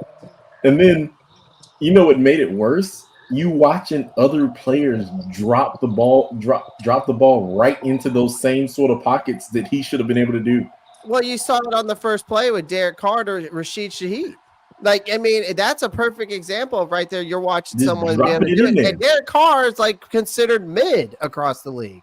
It is ridiculous, man. I'm like, and I know we're giving the defense a hard look. I honestly, just like Doug says, I don't think we have so as far as the linemen, I don't think we have a zero technique lineman. So I don't think that 4-3 is going to work for us. You actually know that answer, Nick? That's supposed to be shot total, and I'm praying to God they left him in freaking New Orleans, but I know it didn't happen. What, he's going to go back to his old team? They don't want him. Exactly. Shot Tuttle, what he is, he's a rotational guy. He's not a starter. Well, he's not a He's true. not. He's not a true nose tackle. I think honestly, Shy Tuttle be better off in a 4-3. Like I think we probably see an improvement from him in a 4-3. He just doesn't fit the 3-4 defense narrative. Yeah. You need a true nose tackle. Nick Thurman seems to be the guy right now who needs to be there. But right now, like I'm surprised O'Shawn Robinson has never played nose tackle in his life. Like that, how big that man is. Like, are you talking about O'Shawn Robinson? O'Shawn, yeah. How he's never played nose tackle is beyond. Yeah, he said that. I couldn't I don't believe know that either. what we're going to do, but I'm gonna say a lot of those issues in the back end. I'm gonna chalk that up for we literally did pick up like 4 freaking cornerbacks right before week one. No, we cut one, so it's back to 3 now. So 3. Which one got cut, Doug? And then one of them didn't. Isaac got cut. And then one of them didn't play. And one of them didn't play. Bartholomew didn't play. Yeah. So we got 2 cornerbacks out there probably shouldn't be out there on week 1. Probably just it's communication issues. I think that'll be fixed. Nobody will. Hey, answer this question. Hey, did Lonnie play? Who? Lonnie. What's the guy that we got that the Saints wave? What's his name? Lonnie. Oh, freak. Let me look. Is it Lonnie Johnson? Is it Jackson or Johnson? I think it's Johnson. Hey, I'm gonna say one bright point. I do like Michael Jackson. I like him. I think he's going to. All right. I will tell you guys this. Mike Jackson played good, but you guys remember that PI that they called super late? Yeah. That was not a PI. Because again, only reason why they threw the flag, and I don't know how they had it in real time for you guys, the ref waited 10 seconds to throw that flag. Literally 10 seconds. I know what you're talking about. Yes, he took that wasn't PI because the ball was so far over that dude. I understand. So only reason why he's fast, but he ain't that fast. Only reason why they threw a PI was because the fans were booing him so bad. And then the wide receiver guy, I'm being totally honest, Nick. I'm being totally honest. Because again, you waited 10 seconds and then it was a Saints guy behind me. He was like, you don't throw that late. Like it's either a PI as soon as the ball hits the ground. You don't wait, you don't wait that long to say, oh, that's a PI. He should have given the signal that it was over his head. Like, where is it at? Yeah, it doesn't look like Lonnie Johnson played, Doug. I don't know, man. I just don't. Okay. I want to say this, man. Like, I didn't like a lot about this game, but you know that I was up in the air praying that Bryce would show something. But I am 100% sure now. I was sure by the end of the first quarter that Bryce Young is not going to get any better. I'm checked out of the Bryce Young hotel. I got early checkout. Gave him my keys. Hauled ass. I'm done. I would tell you guys. I'm done. I've never did this before. I've never did this before. I had a What's Up Doug. I had a customized What's Up Doug shirt on, and I took that off to put my Bryce Young jersey on. I literally took my Bryce Young jersey off and put my shirt on that I had on before. And I was really tempted on leaving that there, but I'm like, nah. I'm like, Oh my God. I was just hoping for him, man. I was just trying to be optimistic, hoping that he could turn his life around. But now I am literally against Bryce Young. I was never on the Bryce train from the get-go. Like I wanted CJ Stroud. Well, my number one pick, I wanted Anthony Richardson because I just saw how big of an arm and how big of a talent he could be. I mean, and we just saw that yesterday. Did you see how good that boy played yesterday? Yeah, he is way ahead right now. And so did CJ Stroud. Played well yesterday too. So CJ Stroud was my number 2. Then I had Bryce, but I was never on the Bryce train. Was I supporting him? Absolutely. But I was never on the Bryce train. Like I was I was one of those guys that says, wait and see. Let's give him a chance. Like after that disarray of last year, let's see if maybe if that was the issue. That's where I was at. Like I was just trying to give the kid a chance. Like that's all I was doing. Like I never said that like, oh, Bryce Young's going to be a franchise guy. Like, like I was not like that. On multiple podcasts, I got tore up because I said if Bryce Young is going to be which ones those were. So okay. I said if Bryce Young is going to be good, his ceiling is being a game manager, and they're like, "Oh, number 1 overall pick, game manager." I was like I don't see anything that says that he is going to be a extending player that's going to be like ridiculous. I don't see it. Yep. Yeah. I mean, there's nothing. Honestly, there was nothing that jumped off the wall to me about him when he was coming out, like besides maybe the IQ, but obviously because when the IQ came out, but that IQ test now is a lie. Like it's just it's a bunch of BS is what it is, and it proves that the IQ test proves nothing. It really. You know what? The bad part about it, I hate to say this. I've been saying it on a couple podcasts. I believe that the Texans leaked that test. Hey, it's a good conspiracy, though. That's a good conspiracy. Because did we hear anything about it this year? But hold on. Nick is saying that, but why does that matter, though? Because everybody else knows that if we got CJ, the Texans are going to get Bryce. So regardless of it, like, I mean, we've heard numerous of teams say they had Bryce Young number 1 on their board. They don't have to say that. Even teams that didn't even draft him, they've even said Bryce is number 1 on their board. So even if they leak the test or not, even if we got CJ Stroud, okay, Bryce is still going to be going top 3 to another team. It's just a matter of figuring it out. And do we know how he'll look on a different team? No, we do not, because he's our quarterback. So that's the only thing. Like, it's just like everybody wants to keep going back to last year. Okay, that's over and done with. I understand the whole thing with the S2 test, all this and that. Okay, if they leaked it, good, we fell for the bait. But even if we got CJ Stroud, the Houston Texans haven't even came out and said Bryce Young, if we went with CJ Stroud, they're going to go get Bryce Young. So everybody is attached to the hip for the rest of their life because they want to. But I don't think that the way Bryce plays. I think that which call will be good.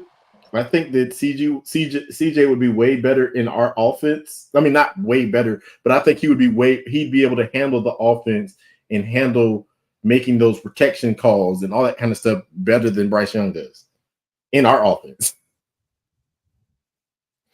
Yeah, I mean, I allude to it again, I'll say it again. Until Bryce Young can show me that he can read defenses and execute the play call, I'm out. I'm done. Me too, because right now he can't do it.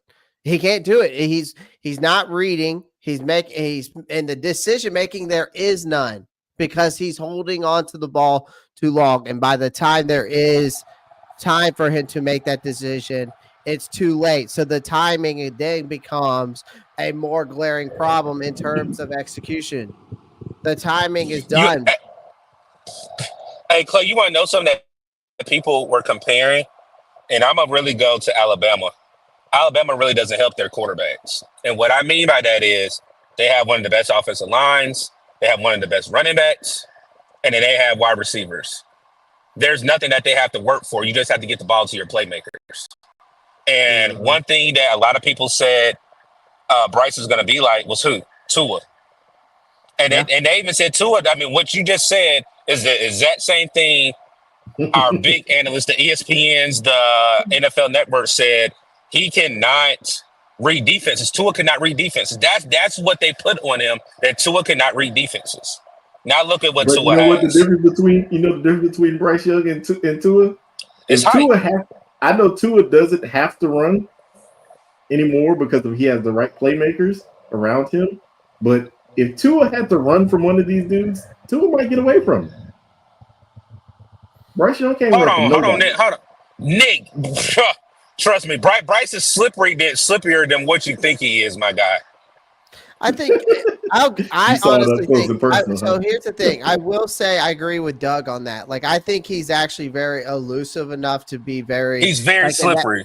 Yeah, like I think he's good in that. Like that's the only silver lining I see in his game right now is that. Like I don't see any other silver lining in his gameplay besides that. Is that he's able to get out. His mobility is only the plus side I see. I mean, unless he could pair it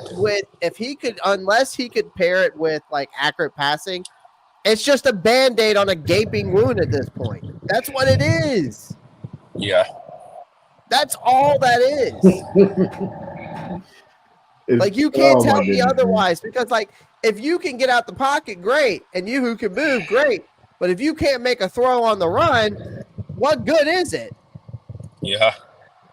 Like he basically if he's on the run, he has to run because there is no I'm gonna throw this miraculous pass. There is none of that.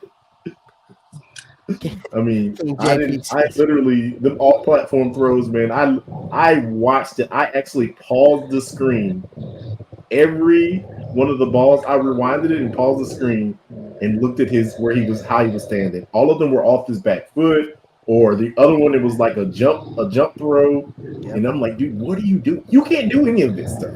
If you want to see the best quarterback play outside the pocket who can move on the run, go watch Baker Mayfield in his rookie season in Cleveland. That might be one of the best highlight tapes for a person to roll out and who's slippery on the run and can throw on the run. Baker's one of them. And he was balling yesterday. Balling. Sam Darnold looked competent. He didn't look like he was seeing any ghosts.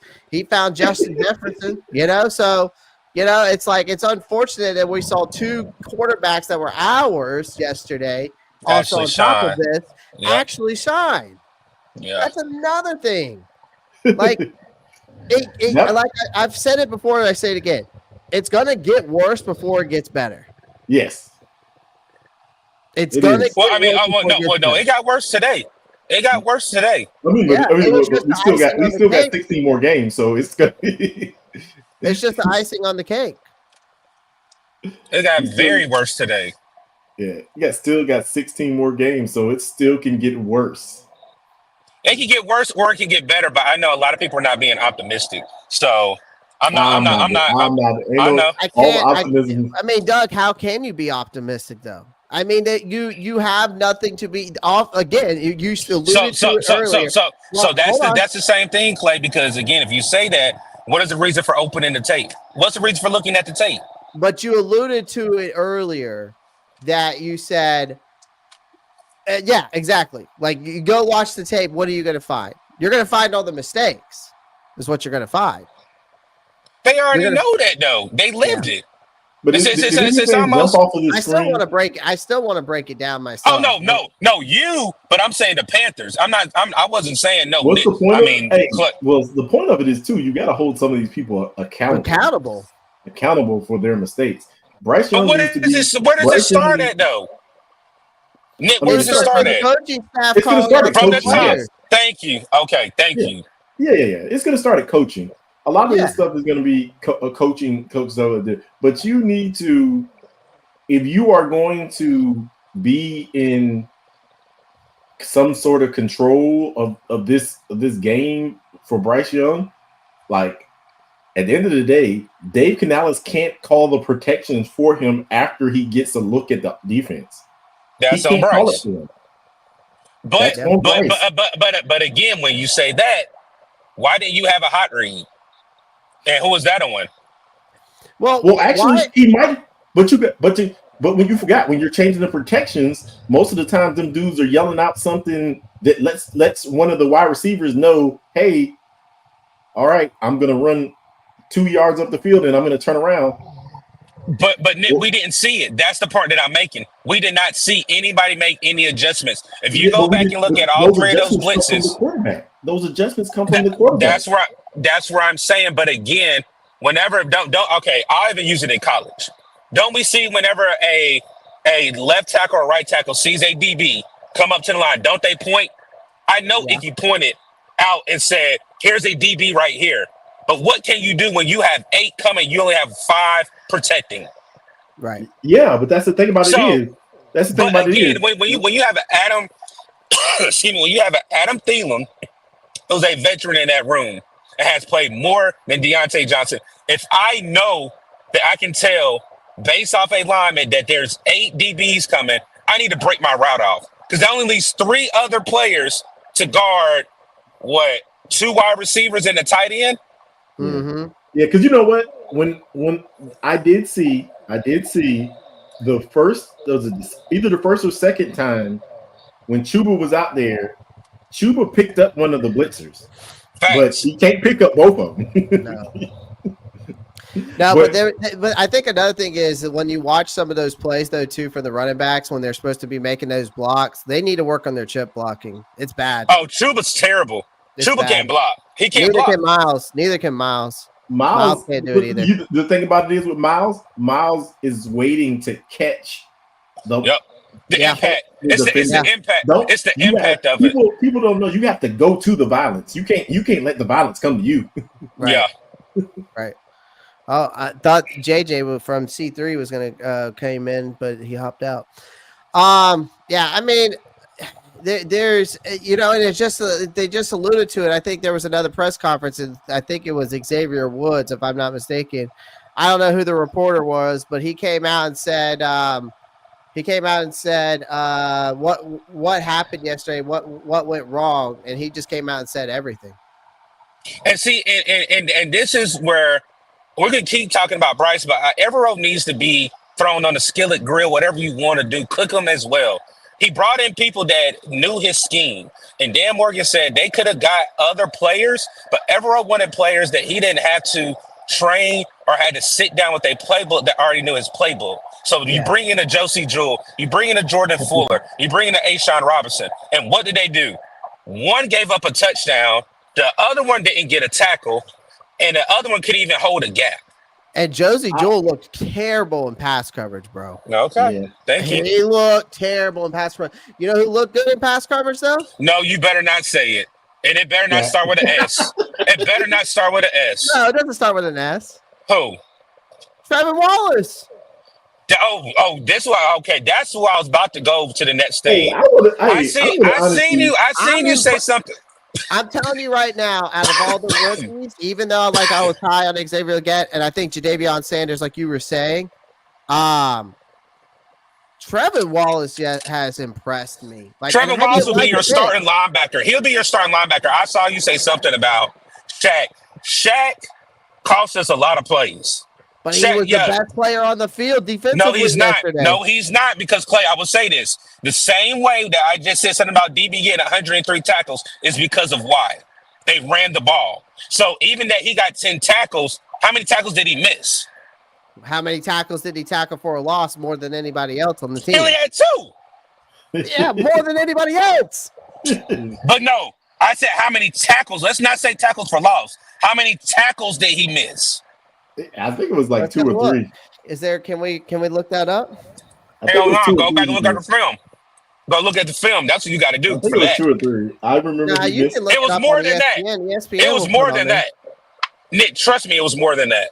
Let's see what he said. So unfortunately for Shaq's issue is Shaq is playing Madden and like to throw the hit stick. He doesn't wrap up. He doesn't wrap up. He doesn't wrap up. He's never wrapped up. He's never wrapped up since he's been a Panther. He feels like he can blow somebody up every single time. Chase Young yesterday did not get a lot of credit from the Saints, I felt like, because he was the one who's creating a lot of those pressures yesterday. He didn't do anything. He was creating the pressures. We only gave up 3 pressures on that side. I think he was handling him. And you got to think the 3 pressures came from the sacks. I'm just saying I saw it a little bit differently than you, Doug, but that's just me. Well, He was back there. He was back there once. Again, like He I was said, back there that's like that. once I or know twice. if you saw something I didn't see, hey, I just know whenever I was there, Chase He Young was didn't do just shit. being a disruptor. He wasn't putting a lot I'll of. give you that. So, but see, that's the thing that I have a problem with our defense. You can Mhm. disrupt, but I need execution. I need you to get to the quarterback. That looks good and dandy, but again, you got what? 0 sets, right? You got 0 hurries. It may look like you did something, but it's nothing on that stat sheet that I can say, oh, good job, Chase Young, or da-da-da-da-da. That's the problem that I have with our D-line. Yep. We had 0 sacks, 0 pressures. And then Based off- everything that you brought in was supposed Look to at help that. this defense and take it to the next level. Look at that right there. I mean, Doug, you're driving. Never mind. I'll Yeah, tell you what tell the me. comment says. It says, Ashawn Robinson had a 73 PFF rating. He was the best guy on the D-line yesterday. He was tackling. He was tackling the runner. When the runners came his way, he was tackling them. He had a what? What was the grade? A 77? 73. Oh, 73? Hey, I'm gonna hop out, guys. I gotta go take my daughter to work. All right, no Okay. problem, man. All right, Thanks Nick. for stopping by, man. Appreciate it. Yeah, appreciate it, man. Enjoy it. Come by anytime, brother. I will. So Clay, I mean, how do you feel about that? Because again, I know people say men lie, women lie, but numbers don't lie. As in, I mean, do you think that 73 represented how well he played, or that number really doesn't represent everything that we needed him to do? dude, I think that, yeah, I mean, part of it's yes, but part of it's no, man. Like, I just think that this scheme just doesn't fit the personnel on the defense. I really, And that's why, and I'm glad you said it, because I again say one thing that we can give credit to Dave Gettleman's regime. They try to stack both sets of the lines. When we had KK Short, he had Star Lotulelei. Whenever, everybody, even with Marty Herney, when he had Rucker and Jenkins, we haven't had a tag team in the middle that one can take a double team and the other one eats. That's what we thought we were getting in Ashawn Robinson and him to go along with Derrick Brown. And that's one of the worst games I've ever seen Derrick Brown play. damn, JP just comes in with a fucking hot fire take. I mean, it's not a hot take. It's a good. It's actually it. He said, "I got no heat for our deep." He goes, "I got no heat for our defense. They sacrificed the defense for a better offensive production this past offseason." Facts. Yep. Facts. Yep. You can't deny that. You can't deny that by any means. But that's why I say Evero has to, and I agree with him on that, because if you look at the draft and really no, hold on, the 2 guards, I forgot the 2 guards in the draft, but we still were able to bring in players Evero wanted to bring in house. So again, that's almost like a glass half full, because it's really not true. Because Evero, like Dan Morgan said, that we could have went and got some players, but Evero wanted particular players that he knew had great years underneath his scheme. Yeah. So, I mean, you think about that. That's 3 starters that we brought in before we got Mike Jackson. Yeah, you bring in a Robert Hunt. Yeah, you bring in a Damian Lewis, and then for Deontay Johnson, all you did was trade a player. Right. So really, you took that pick and then drafted a player and then traded a defensive player. Yes, so that's what I'm saying. What really offense, other than the 2 guards, you got a Xavier, you got Trevin, and you got Sanders. We still drafted for the defense. Cromedy couldn't play because he's hurt right now. So I think it was an even balance when you really pull back the veil. Yes, I understand the money-wise it looks like that, but we did everything that we could to help this defense based off of what Evero wanted. JJ, you right on that. I knew the season was over on the first play when the Saints moved our D line 8 yards back of the line of scrimmage. I mean, he ain't lying there. I mean, shit.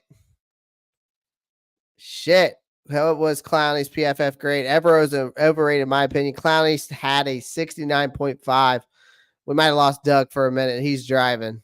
It's just probably some signal issues. We'll leave him on there for a minute. Our highest paid free agents were for offense. 3 of our top 4 picks in the draft were for the offense. D-Jack was traded for Dante Johnson for Bryce. Yep. Canales acted like they gave Bryce too much of the playbook at one time. Derrick Brown did have a gag game, but you can't. I mean, Demex, I don't think anybody on the show today is bashing Derrick Brown. I haven't bashed him, and I don't think Doug has. I don't think Nick did. JJ, I appreciate you trying to join. I'm sorry that you're having issues over there with your connection, but you're more than welcome to come on anytime, my friend, when I post up the link, which I'll probably start posting it up more for you guys to come on and vent, because it sounds like a lot of people have a lot to say, obviously in these troubling times for the Carolina Panthers. I think we've lost Doug, unfortunately. I think we're going to have to remove him for a second. Yeah, I think he's dealing with it. It's all good though, folks. I've been live for 4 hours. I'm done for the day. I appreciate every single one of you in the chat. I appreciate every single one of you showing your love and support. I love seeing the new faces, all the old faces, and everybody who's been here with me through thick and thin. We are just growing this community massively. We're on the road to 6,000 subscribers. We are almost there. I think we're at we're very close to being there. Where are we at right now, folks? I think subscribers wise. Also, make sure you pound that like button, folks. I mean, I think we're almost at 100 likes. Not the best. I mean, I know that we're probably not we're almost at 100. We only need 15 more likes to reach 100. So I greatly appreciate that. Again, it only takes a click of this mouse right here. All right. Just like that. One click. All right. So I appreciate that.